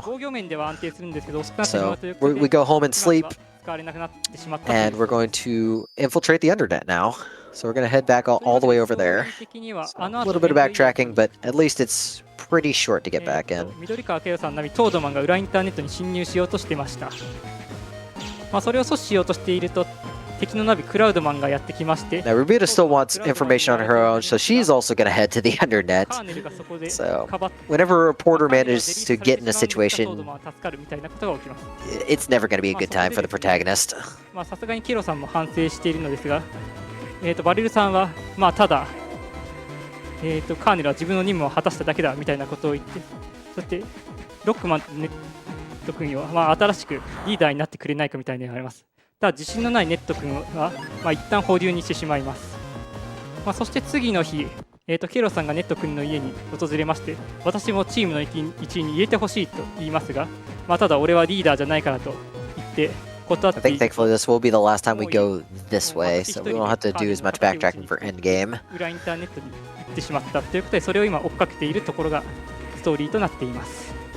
で、ここはだいたい 39%。Alright, so the internet is known as like the crime infested area, just the dark edges of the net. I really love the design of the internet in this game because it looks really creepy, especially with the coloring right now. And the music is a slowed down version of the main net theme. So this has my favorite Undernet design out of all of them in the 6 games. So we're just going to be doing a lot of walking around. Those blue spirits can attach to you and cause some different effects, but they don't really affect the run, so they're not particularly important. So we just want to make sure we just get out as soon as possible. We're going to pick up 1 HP memory right here. っていう人にとっても十分楽しめるものとなっておりますので、ぜひ見てみてはいかがでしょうか。 We're just going to beeline it to Undernet 3, where we are going to have another boss fight. Like I said, short segment. まあ個人的にはそのオープニングのなんか B サムウェアめちゃくちゃ好きなんで、そちらも。 Remembering where to go in this set of maps is a little tricky though. The internet in this game is very confusing to navigate. There's a bunch of warp portals everywhere. And some are very silly, like some of them like take you to dead ends or like one-way paths. Oh, that was a very good encounter to run from. That would have been very, very costly to try and fight out. というわけで、裏インターネットさんです。トードマン戦です。なんかちょっと内気になっているネット君をちょっと直させるために。 So Toadman's coming up right here. Toadman and Rubito feel a little guilty for getting Colonel deleted, so they wanted to try and fix the situation themselves. We want to try and slap some sense into them because they can't do it on their own. We got an early Dark Sword, so that's going to make this a little bit easier here. So Toadman, whenever you try and get line of sight on him, he moves to the other lily pad. But thankfully, we got 2 Dark ships instantly, so we're not going to see any of this fight. Yeah, Dark Wide just covers an entire column and then just shoots all the way to the end of the screen, so it was the perfect amount of HP. So with that, Toadman's able to remove that other Dark Waterfall and actually join our team. And we are in the final Liberation mission that we're going to see in the story. So the boss here is Dark Colonel. He managed to survive, but Nebula captured him and experimented on him. So... And unfortunately, this time, Nightman had to play guard duty, so we're not going to see Night. It's really sad. But let's talk about Toadman, because Toadman is incredibly useful, despite only being in 1 Liberation mission outside of post-game. The Life Melody ability, you use that to sing on one of your other navies. And that navi's next turn, normal Liberation, becomes a 5-tile long Liberation. Oh man, we actually got a life sword here. We get to talk about program advances in a second. But life sword's cool. Anyways, let me finish talking about Toadman. We have the Toad charge slap, which is the water slap. The charge shot is the water slap, which is decent damage, but it's you're kind of vulnerable to getting hit by other stuff when you try and use it. It has Toadman also has Toad Sing, which kind of does a paralyzing attack down. Kind of homes in. So the fighting is kind of okay with Toadman, but we mostly want Toadman for utility because we really want to use Life Melody to the max and get as much use out of our Liberation here, because as you can see, this is a long Liberation. It's like a double horseshoe. There's a lot of panels to get through. So we really just want a Life Melody as much as possible, unless we really need extra panels from some of the other stuff. So this is especially good with Shadow Man, because remember, Shadow Man can go anywhere, and he can liberate some stuff from long angles, some really weird angles, to be able to free up more panels for us to move on. Shadow Man's also still just really good at fighting, so that helps. As we did get to see Life Sword for a little bit, so I can talk very briefly about program advances. So, program advances are a mechanic in this entire series where if you pick 3 or more certain chips in a row, then they combine into 1 super attack. This normally isn't relevant for this game, but we managed to get Sword, Wide Sword, and Long Sword in a row, which all managed to form Life Sword, which is a 400 damage attack in a 2x3 range. So that was just cool to see. You're not going to see that very often, since the chances of drawing everything for a PA are pretty low. But if you can get it, you get it. Oh, we're going to get to use the Black Bomb here. So the Black Bomb, you throw it into the other side of the field, and if a heat attack manages to hit it, then the bomb detonates. So we actually threw it in front of the big brute right there. and managed to have it just wipe out the entire field once it tried to attack us. So, get some use out of that.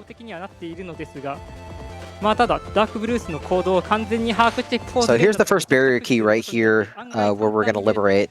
The bottom one is at the bottom of the second key is at the bottom of the final U-turn in this map, so it's pretty much on the way. But we have Dominards in this fight, and Dominards are freaking terrifying enemies. They have shields when their mouths are closed. So any non-breaking attack will not damage them at all. They only briefly open their mouths when they try and attack you by biting you, so you have to back up and hit them, or use different attacks like the Shadow's Charge Shot or anti-damage. The really bad thing about Dominards is that if left alone for too long, they have the Geddon ability, and Geddon cracks all of your panels. Cracks all panels on the field, but Dominars don't care about that. They can walk over those panels just fine. You can't unless you have float shoes. So for every Navi that's not Shadow Man, if we don't get rid of Dominars immediately when they show up, we're going to be restricted, and it's very likely we die.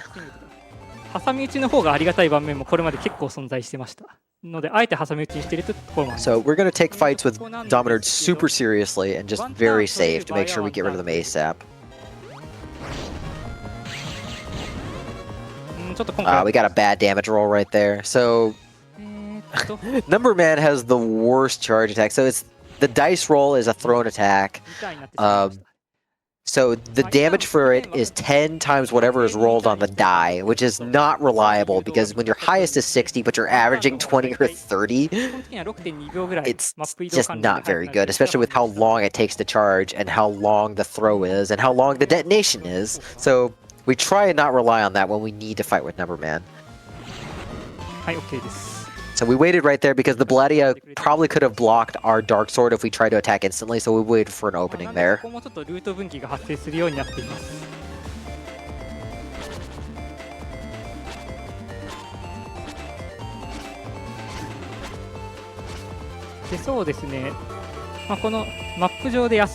Bladias also have a really annoying ability in this mission where they can move to any cleared space and turn it into a dark panel to move onto, and then use that to attack you. So just waste a whole bunch of time when that happens, but not really avoidable in this case. So like I said, the second key is at the very bottom of this final U here.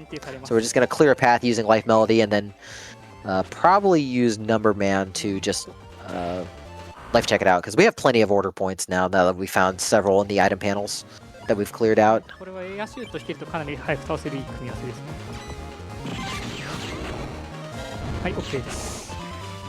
Good fight right there. Yeah, Shadowman's charge doing 100 now. It's just such a good source of damage. Like, depending on the liberation mission you're in, your teammates have their stats set. So this is the strongest that they're going to get in the story. Alright, nasty fight right here.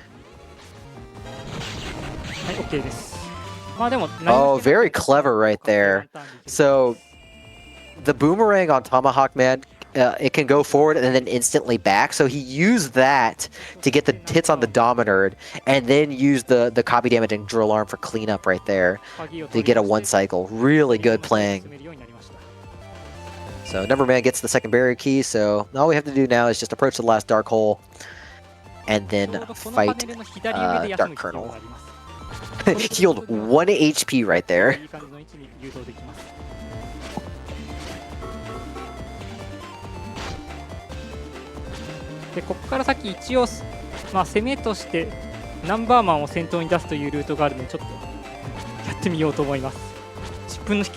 So we want to use our other useful team members for the fights up ahead, so we're going to actually use Number Man here to clear the path, since a one turn wouldn't really do anything for us anyways.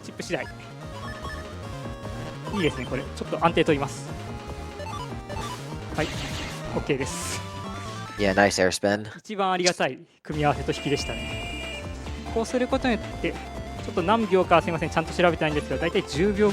this is the last dark hole of the run right here. We're gonna get a full surround right here. Mostly just going to be relying on this copy damage.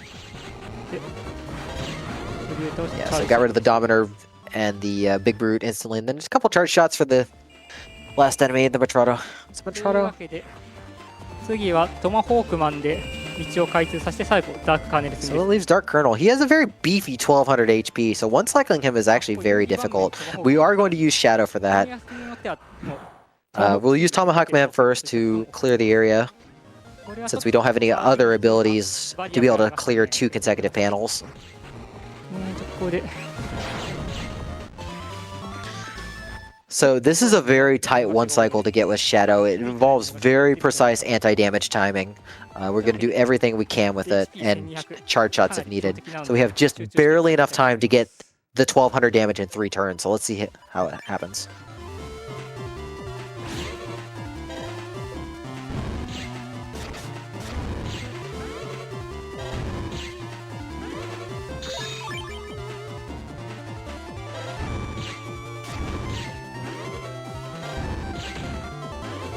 We can also use anti-damage when when we move in front of this block and turns into a soldier. We can actually use that to anti-damage off right here. はい、OK 完璧に倒せました Excellent fight. That's about as perfect as you could get right there.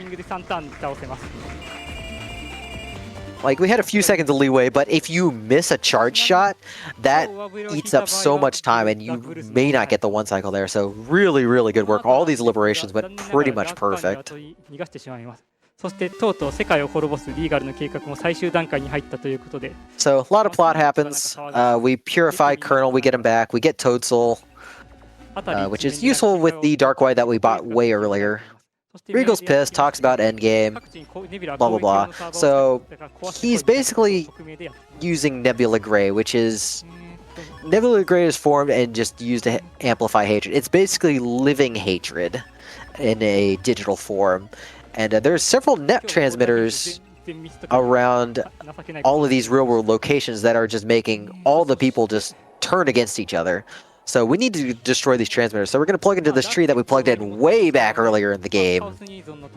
あとはあれですね普通にダークチップご利用しのためです早速来ましたねカオスニーズ So we have access to Dark Wide now, which is incredibly good. This does 300 damage a pop. So like I said, we need to make sure that we do not release when the charge is green. With each successive charge shot that you manage to do, the timing window gets smaller and smaller to successfully release. Because if you don't release properly, you lose the Chaos Unison, and Dark Mega shows up on the other side. So if we need additional charge shots, we'll probably start pause buffering by the time we get to like the 4th or 5th one. So we talked to Colonel. We're going to go liberate all the other real-world locations, so we're just going to be running around. So I think we're going to go to Scilab first, and we're going to go jack into the terminal comp, which we actually skipped in this run earlier because we didn't need the bug frag from it. So transmitter's hidden in here. We're going to get in fight with Nightman right here. So we're going to hope that we get Dark Drill. Dark White will work. Dark Drill with an area grab is ideal. We did finally preset something else with our reg. We will be using area grab for the rest of the game just because being able to steal a column and then utilize Dark Drill is really good. Uh-oh, we lost that. Alright, so we're going to have to improvise here. So Dark Mega is actually going to be pretty dangerous because we've been using a lot of Dark Chips. Oh, we got Dark Drill, so we're just going to be able to plow straight into Nightman before it's a problem. That was a little scary right there. So, like I said, losing the Chaos Unison is costly because you lose your source of damage there. But thankfully got bailed out by Dark Drill, and we just used that to finish the fight. So now we're going aboard the Queen Bohemia. Unfortunately, Dingo is also not happy with us, so we're going to fight Tomahawk Man here. Because Tomahawk Man has super armor, Dark Drill wouldn't be as effective because it's hard to pin him against it because he can move out of it. So thankfully we drew Dark Wide. So 3 of those, and he's down for the count. はい、というわけで、あと残すはシャチョコ城というか、まあ、エンドシティですね。まあ、ラスト1個、なかなか通常プレイで。Destroy the transmitter here. So there's one last transmitter. So remember when I said we'd have to go back to Gargoyle Comp? Now's the time to do that. So we get to walk all the way to the top of the pagoda and walk all the way to the end of the Gargoyle Comp. So it's going to be a long, long walking sequence. I don't think there's anything else we're going to do though. Like this is the last chapter of the game. So pretty much after we do this, we're gonna head to the undernet for one last scene. We're gonna do one last plot thing, and then we're gonna be at the final dungeon. あとは単純にチャージショットの威力が弱まるので攻撃性能が下がるといった点もあって今はそのナビカス編集はスキップになっております。そしてもう一つ先ほど言った令和最新版の倒し方。It's actually amazing how little we've had to edit the folder throughout the game. I think we've only edited the folder like 3, maybe 4 times throughout the whole game. So it really goes to show how you can beat games in this series just by really understanding the mechanics and abusing them to your fullest extent. いろいろと試行錯誤していった結果、なんかあまり動きのないボスに対しては使える。Because this game's folder system, like this entire series, the folder system is incredibly flexible, and you can basically play with whatever you want, experiment with whatever you want. Makes it just a really fun series, both as a run and casually as well. So we weren't able to run from that fight. 発見者がRTA界隈会ということで、この令和の時代にそんなことが起こると思っておりませんでした。I think this is the last HP memory that we're going to grab for the run. I don't think there are any more that we grab. まあ結構エグゼゴに関しては自分が細かいところを詰めたり調べたりしてルート自体のアップデートはあるんですけど、そういった外から来るのはちょっと思わなかったんで、この場を借りて感謝を申し上げます。This is about as much HP as we're going to get to work with for the rest of the game, and it is enough to work with. I don't think we have a high enough threshold to be able to run from fights in the last dungeon consistently or use sneak run. But at least our HP has enough of a buffer for when we get to the final boss, because the final boss kind of hits like a truck. So having a little extra safety is nice.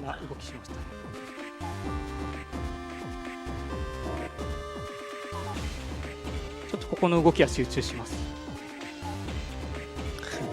微妙だな。Alright, so coming up on the boss fight after this last encounter. ちゃんと詰めて歩ければ So, very appropriately for this version of the game, Shadow Man's the boss here. I have the ninja boss in the ninja comp. Which is actually appropriate. It's a lot less appropriate in Team Proto Man with a different Navi.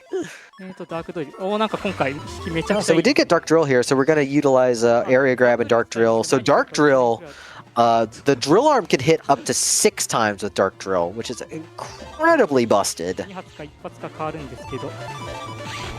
And we're just going to pause buffer, make sure we get in position right here. So, yeah, Dark Drill is, out of all the Dark Tissues in the game, it is by far the most damaging. And with an Area Grab to be able to make sure that we don't push enemies all the way to the back, we can really utilize its damage potential. So just the raw damage output plus the ability to break shield, like get around shields, is so good. ちなみにシャドウマンなんですけど、もうすでに洗脳は解けている状態だったんですけど、あえてロックマンと戦いたいからなんかそういった装置にやれているふりをしたそうです。はい、ここから奥に進むまで。Alright, all the transceivers have been destroyed in the real world locations. So there's one thing left to do. We're going to head back to Undernet. We're going to go all the way back to where we fought Dark Colonel. There is a full transmitter there. So unfortunately, I partially lied when I said the last trip was the last trip through End Area. We still get to get through this map. Do get to hear the main net theme one more time though. 好きなドロップアイテムを引ける、塩化を避けることができるといったことはかなり自由に行えるようになっております。なんでシングルセグメントというリセットゲームオーバー禁止のカテゴリーがそれを防ぐために作られはしました。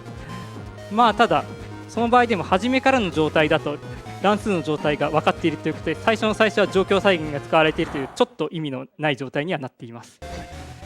そしてエグゼ4以降に関しましては、セーブすると乱数の状態もそのまま保存されているため、途中からの状況 Jagoba's handled this run really well, and I'm always impressed at his consistency, 厳しくなってしまっており、 like on every game he plays, and how he manages to keep track of like all his information, all the different strats, not mixing up like エグゼ4に関しましては triggers or forgetting to go somewhere. トーナメントでの形が初めからを、対戦相手が初めからを押すタイミングで決まりますので、Some of these undernet encounters are pretty dangerous though. Like this one's not too bad if we have to fight it, but some of the other ones are pretty bad, especially if we get dominant encounters down here and aren't able to run away from them. もう一つ、ランダムミステリーデータと配置中身調整の2つがあるのですが、去年6月に自分が調査して確立したのがそのバトルミステリーデータの方で、それ以 One 前 last trip to the undernet here. のみとなっておりました。Auto run is really getting its use in this area just because we've been getting so many less encounters with auto run. 配信のほとんどが秋原町で完結する。言ってもせいぜい科学省まで。 Like I forget if the encounter rate is adjusted between JP and English, but having played through the legacy collection stuff semi-recently, you get so many encounters in that version. It's just nice to see so many less here. ところも解消して、監獄もなくなっていくんじゃないでしょうかと、そういう風になることを期待しています。 Especially in the earlier games. それのおかげもあり、自分も再開して、昔やって再開した時にその戦闘ミステリーデータ調整採用したんですが、そこからバンバン自己ベが出るようになり、一応今の自己ベがそういえば話してなかったですけど、6時間 Alright, like I said, walk to the back of this area. 13秒となっています。 One last cutscene plays out. さすがに今回は自己ベはないと思い Get ま rid す。 of that transmitter. And with that, we figure out where Nebula's base actually is.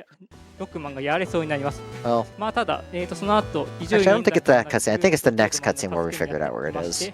そして彼らの協力によってダークカーネルが But 普通のカーネルに元に戻ります。 we at least go to bed for now. ダークカーネル時代のログが There's one last thing we do, so we're going to head to Scilab 3 because there is one last vision burst that we're going to look at. といった状況になっています。そしてその後ママがちょっとデータを、とあるデータを見つけたということで、 So thankfully the home page spits us pretty close to 3, so we don't have to walk too far to get there. またパストビジョンがあるということで、部屋に入りますと、なんとそこは昔の研究室、まだおじいちゃんが現役の頃で、もう一人ワイリー博士がなんとそこにはいました。そして話を聞きますと、人々の心をつなぎ合わせて幸せな気持ちを共有しようみたいな、全世界 So I have to wonder, with auto run equipped, Pathonicus, does Mega Man still burn the same amount of cyber calories, or is he only like burning partial calories this way? Oh boy. I mean, so the way I would see it, right, is that automatically or not, he's still running, so I reckon he's probably burning full cyber calories. Okay. I'll take your word for that one. そしてとうとうやってまいりました最終日。 Anyways, we get some info about Scilab and everything, etc., etc. We go to bed. So we finally decide to take matter into our own hands. We're going to rescue Dad. We're going to save the day. So we meet with the team at the park. We know where Nebula's base is. So we're going to fly there in a giant helicopter. というわけで無事、アジトに乗り込みまして。 So this is the factory right here. This is where all of the dark chips are produced. So we're going to shut down their operation here. ネビュラはなんか工場だとかなんかサーバーだとかなんかいろいろと置いておりまして、その熱を活火山の熱で補うという。 So we're seeing in chat being linked to the cutting room floor, which notes many regional differences. That is a good source. The Rockman EXE zone, like I mentioned earlier, which is like our wiki for this whole series, actually has a very good page on regional differences as well, and a lot of other useful information. やってまいりましたファクトリーの電脳。仲間のナビと交互に。 Alright, so we have 4 factory comps right here. One last puzzle comp right here where we need to utilize our friends to push some switches. There's a bunch of gates that are deactivated by switches, but only when you're standing on them. So we kind of have to just take turns opening one gate for another to go through, and then the other person goes and activates another switch that the first person go through, etc., etc. And then the individual navies also can only access certain areas because of traps and other things in the way. And yes, this track is also fantastic. Like all the final dungeon themes are all phenomenal, but this one especially, like, really cements it in. There's also this purple goop around. If I remember right, if it gets dropped on you, it reduces HP. Shouldn't affect things too much here. But there are also some pretty nasty encounters to get stuck in, so we're going to hopefully not have problems with running away. ここで着目してほしいのが、このネビュラという組織、ダークチップを製造している組織となっております。そこに対してダークチップを全力で駆使しながら戦って攻略していくという構図が見られます。It's great that Nightman can just tank a cannon. We don't get to actually see that cutscene, but he just tanks the cannon. そういった感じのストーリーとなっております。まあかなりここに関しましてのロックマンエングで非常に教育的によろしいコンテンツとなっております。He certainly looks like he's built well enough to take a cannon shot. Yeah, if you ever want to avoid getting pushed over, just be like Nightman. Just turn Stonebot on. Don't have to move. Don't have to get damaged ever. Just say no. という感じで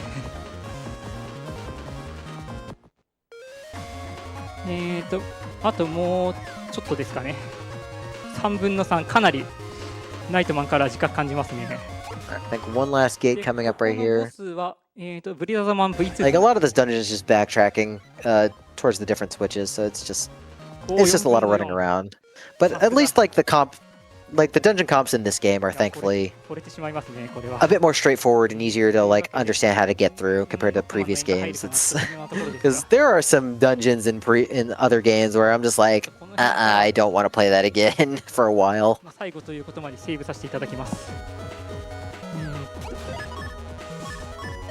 So at the end of each comp, we do have a Dark Lord refight.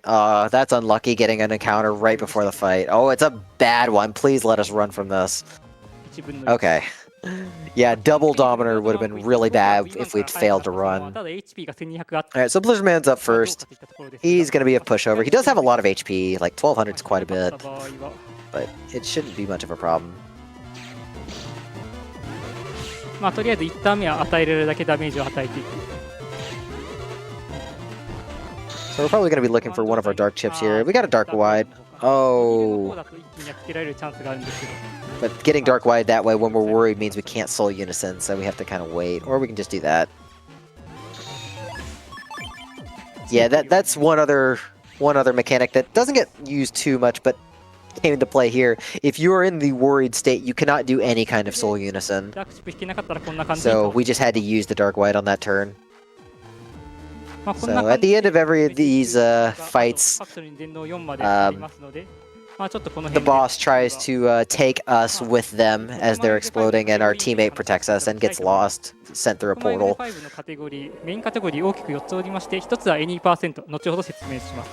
just going to see 3 more instances of that. So we get Shadow here.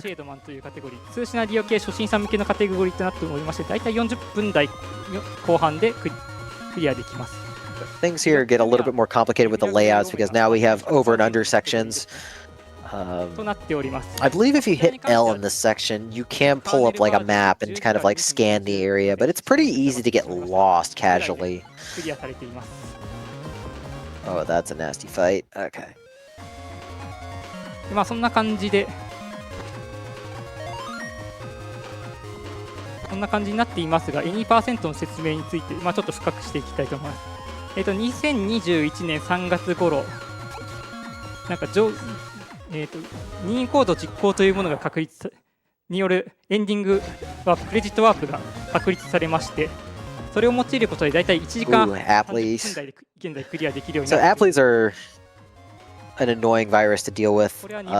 When they're not attacking, and they're shielded in their apple.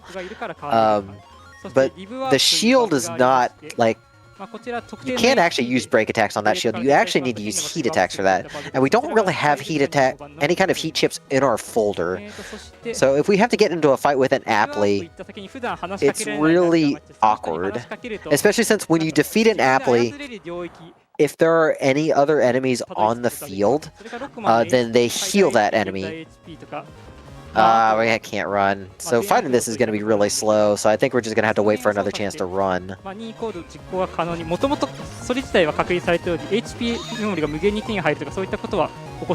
Oh, can't even get the second. Okay, well, this gets to show that the third run is guaranteed, since the third run is guaranteed. But yeah, that's like a 20-second time loss through no fault of our own. Just real unfortunate.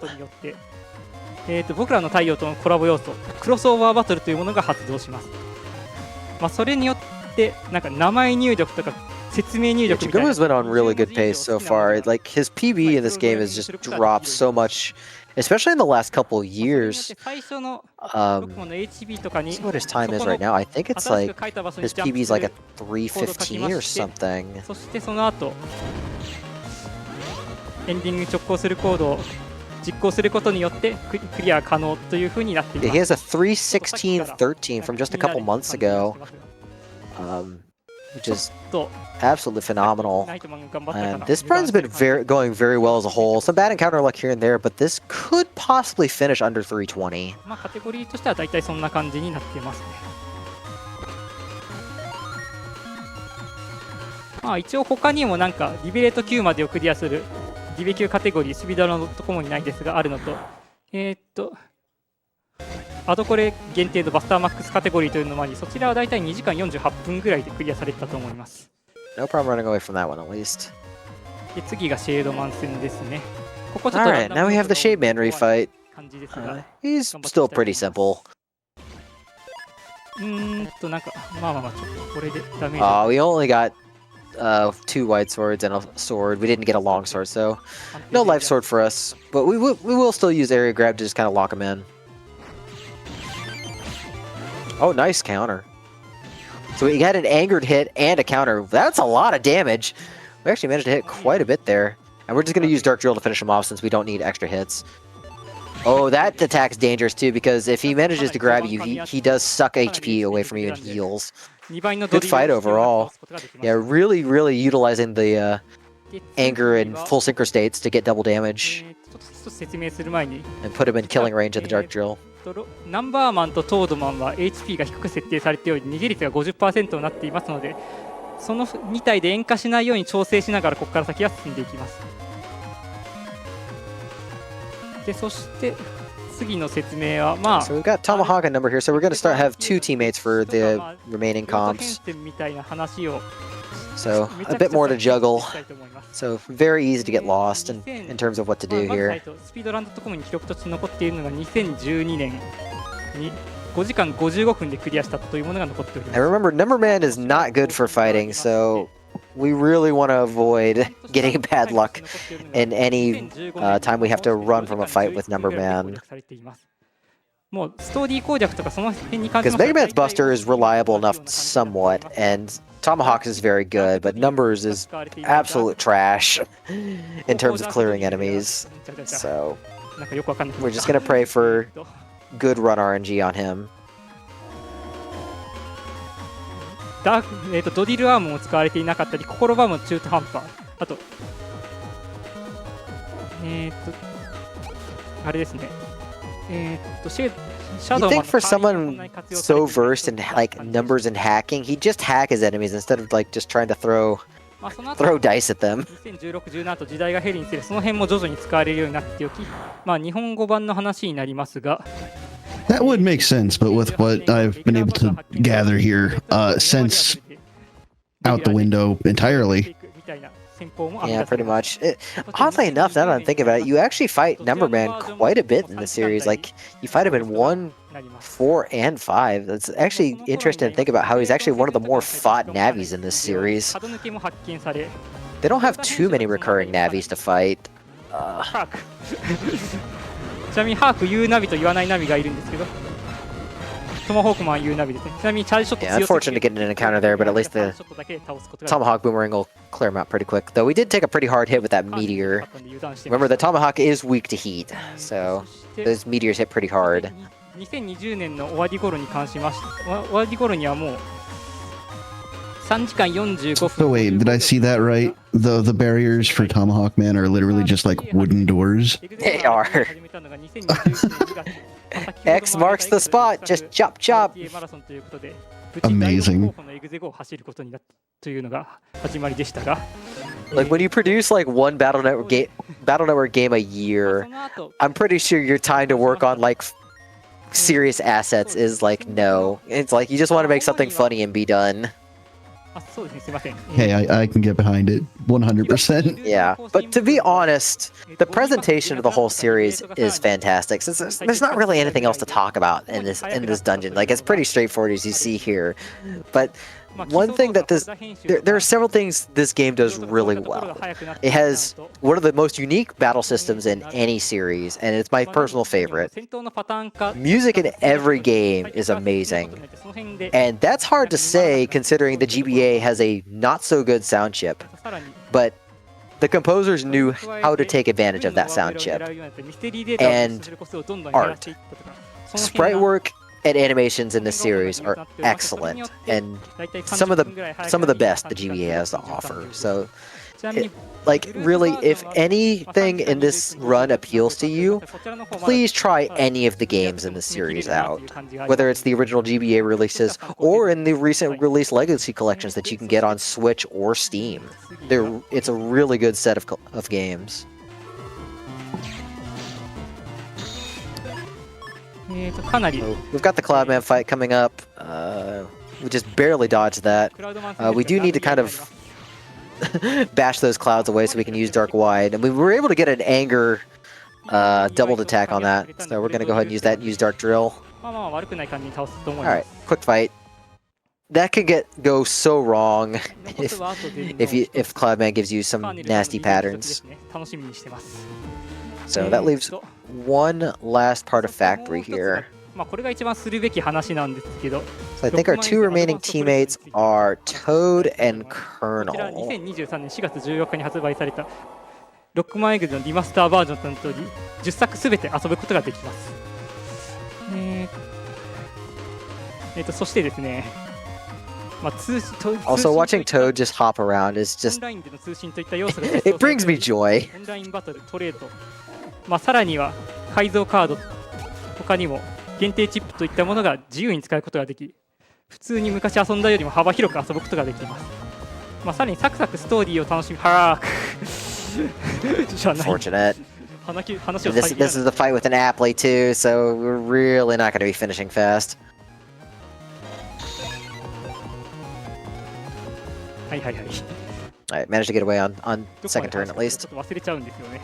で、それでですね、もうバスターマックス100倍、バスターの威力が100倍になるバスターマックスというものが搭載されており、それによりサクサクとストーリーを進めることができるように楽しむことができるようになっております。さらにロックマンの 3D モデリングが新しく。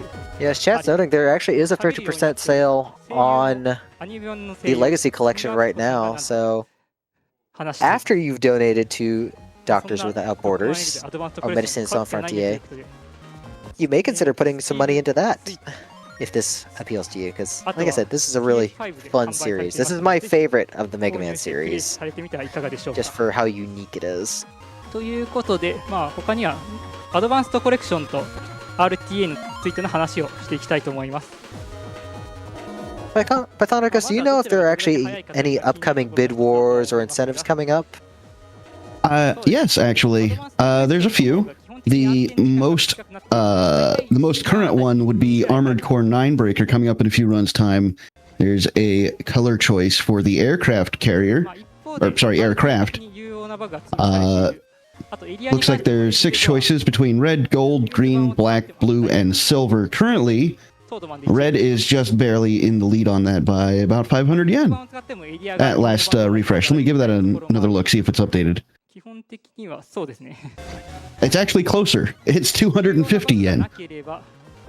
いいですね。50% なのに逃げられる。 But past that, we've got a few for Death and Taxes, the Wizardry Run, as well as an incentive for collecting Ending D for Dragon Dragoon 3, or as known in the West, Drakengard 3. まあリーダーとして Which, if you haven't seen Ending D for Drakengard 3, that's certainly a treat. そんな感じになっておりまして、エグゼニのあれ何やってんだちょっと脳内がすみません、混乱してました。 I only heard the first part of that, and I thought Draken was in the marathon when you said Drakengard, and I was like, I didn't know anybody in Japan ran Draken of all things. Maybe there are, but not in this marathon, unfortunately. Not in this marathon. 考えるとなんかすごく難しく思えてしまいます。 Alright, so we're getting pretty close to the end right here. So this last switch lets our other team members get to the final two switches that'll open the path to Cosmo Man coming up. So almost to the end here. So these are the last barriers. ちょっと話す内容が飛んだ。 Unfortunate. Getting another encounter. まあリーダーボード的には完全に2つとも分けられているので対等な条件で戦えるようにはなっていますというのと、まあちょっと There actually is a very funny but breaking glitch that can happen. I forget if it was here on Cosmo Man or if it was on the previous Cloudman sprite, but if you manage to move in a specific way, you can avoid the cutscene trigger that starts the boss fight. And if you try and talk to Cosmo Man, because he's a dummy NPC, he doesn't actually have any dialogue, I think your game locks up. まあ全力で協力します。 Right. Well, we're just going to utilize area grab right here. We might try and get a rock shot off since we have rock cube. We might be able to pull an air shot out, but we're probably mostly just going to be looking for our dark chips here. セーブ忘れてしまったんでめちゃくちゃ丁寧にやってます。So we have dark drill. I'm just going to look for a full synchro here. これはまずい。そうだよね。 Oh yeah, he bailed on that one. Wasn't sure he could get that off in time. Like I said, if you get hit, you lose the full synchro, and we're not getting a very good movement pattern here. So we're just going to go ahead and use that and just chain it right into Dark Wide. ちょっとすいません、ダメージ計算ミスってました。 So, a little rough, but it happens. ということで、とうとう残すはラスボスのみとなりました。そしてですね、まあ、この後 So we're going to approach the final room right here before the point of no return. So, you know, Land's friends haven't really been useful at all in this game. Their PETs have been here, and their navies have been here. So we're going to jack into this case first. The downed navi in here tells us, hey, there's PETs over in that other case that you should probably pick up. And also, you might want to check the case in the other side. It'll open the way. So we're going to pick up all the PETs. This actually is required. You can't leave or go on until you pick up all your friends' PETs. And then we activate the final passage. And this is the point of no return right here. We can't save. So we're actually going to do a safety save just in case. Like I said, the final boss does hit like a truck. And if you die, you go back to your last save point. And I don't remember where the last save point actually was. We did safety save at one point during this run. Anyways, this is the Soul Server comp. So plot-wise, at this point,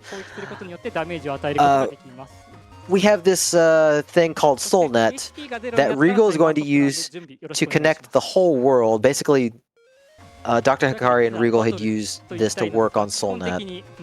Or Dr. Hikari, I think Wily did. And then Regal wants to use SoulNet to amplify Nebula Grey by directly installing it in and just basically spreading living hatred everywhere. So how do we beat hatred? By smacking it down. So we can't actually use area grab here, but we can use our Chaos Unisons. So the weak point for Nebula Grey is that blue soul that rotates all the way around. So we are going to abuse this and get as many hits on the soul as possible when it reaches the front. So Nebula Grey has some really damaging attacks, and there are constant fire holes that shoot up. So this is an extremely dangerous fight because everything does like 100 damage minimum, and we can only take a few hits. But thankfully, That was an extremely good fight, and we actually get finished with a 319. So big GGs to Jaguma there, an amazing run, only being a few minutes off PB in a run this long. Absolutely incredible here. So plot happens, we're not going to talk about that. You can play through if you want to see what happens at the end, but an absolutely phenomenal run by Jagumba. Like I said, he is the BN GOAT. He runs every main game in the series, and he holds records in all of them. And he's just a super friendly guy, and a pleasure to be with. If you want to learn any BN stuff, you can go to him, you can go to me, or you can go to the Team BN Discord. We would be happy to help whoever would like to play these games casually or run them. We have plenty of notes and resources as needed, and I really do highly recommend this any game in the series, aside from one. I won't talk too much about that, but pretty much any game in the series, you can jump in wherever. You don't need to know too much story-wise, and there are some nice quality of life improvements along the way, but playing the early year games is also pretty interesting. So, but I think that's going to be it for me. If you want to see anything more that I do, you can find me at twitch.tv/ZELLLOOO. That's 3 L's, 3 O's. I do speedruns of other things. I do one game in the series. I do network transmission, but only occasionally. I do also do a lot of music games. But Pathonicus, I'm going to hand it back off to you, but y'all keep enjoying RTA in Japan, so thanks for having me on. Thank you for your excellent commentary. I was enthralled the whole way through. But yeah, in case you're just joining us, or even if you've been here for a while, we're the English Restream for RTA in Japan Summer 2025 in benefit of Médecins Sans Frontières, or Doctors Without Borders. Currently, the stream has raised 5.6, almost 5.7 million yen. So doing some incredible work for an incredible charity. But as the run wraps up and we start to get towards an intermission for the next game, which, by the way, is the bonus game Disgaea 6 Defiers of... sorry, I keep screwing this up. It hasn't changed. It's Defiance of Destiny. So that's coming up next. We don't currently have a commentator for that, but if you'd like to snatch that spot and tell us a little bit about Disgaea, you can hit up !form in the chat. Alternatively, there is a pinned comment in the chat that you can follow for the same link. Sign up, join the Discord, and we'd love to hear from you. But again, as the run wraps up, we're going to take ourselves a quick break, and we will be back real shortly here on the English Restream. もう土日も部屋にこもってひたすら RTA の練習とかそういった調査とかしてたんですけど、まあそれが実った走りではないかなと思います。ちなみに 8月夏休み終わったらまた海外行くんで、まあむしろなんか今来日して RTA を走ったなんか海外の方みたいな気持ちでいました。まあこういった感じだったんだろうなって、まあ時差も何度かんだ修正できたんで良かったと思います。すいません、ちょっと長く喋ってしまいましたが、これにてロックマンエグゼ5 2% No ASE カーネル終了したいと思います。見てくださった皆さん本当にありがとうございました。で次なんですけど、確かバックアップが入ったとのことで、すいません、ちょっとバックアップのタイトル把握できていないんですけど、なんかちょっと見えるものありますかね。魔界戦記ディスガイア、はいということで、ぜひこのまま引き続き見てくださっている皆様お楽しみください。ご視聴ありがとうございました。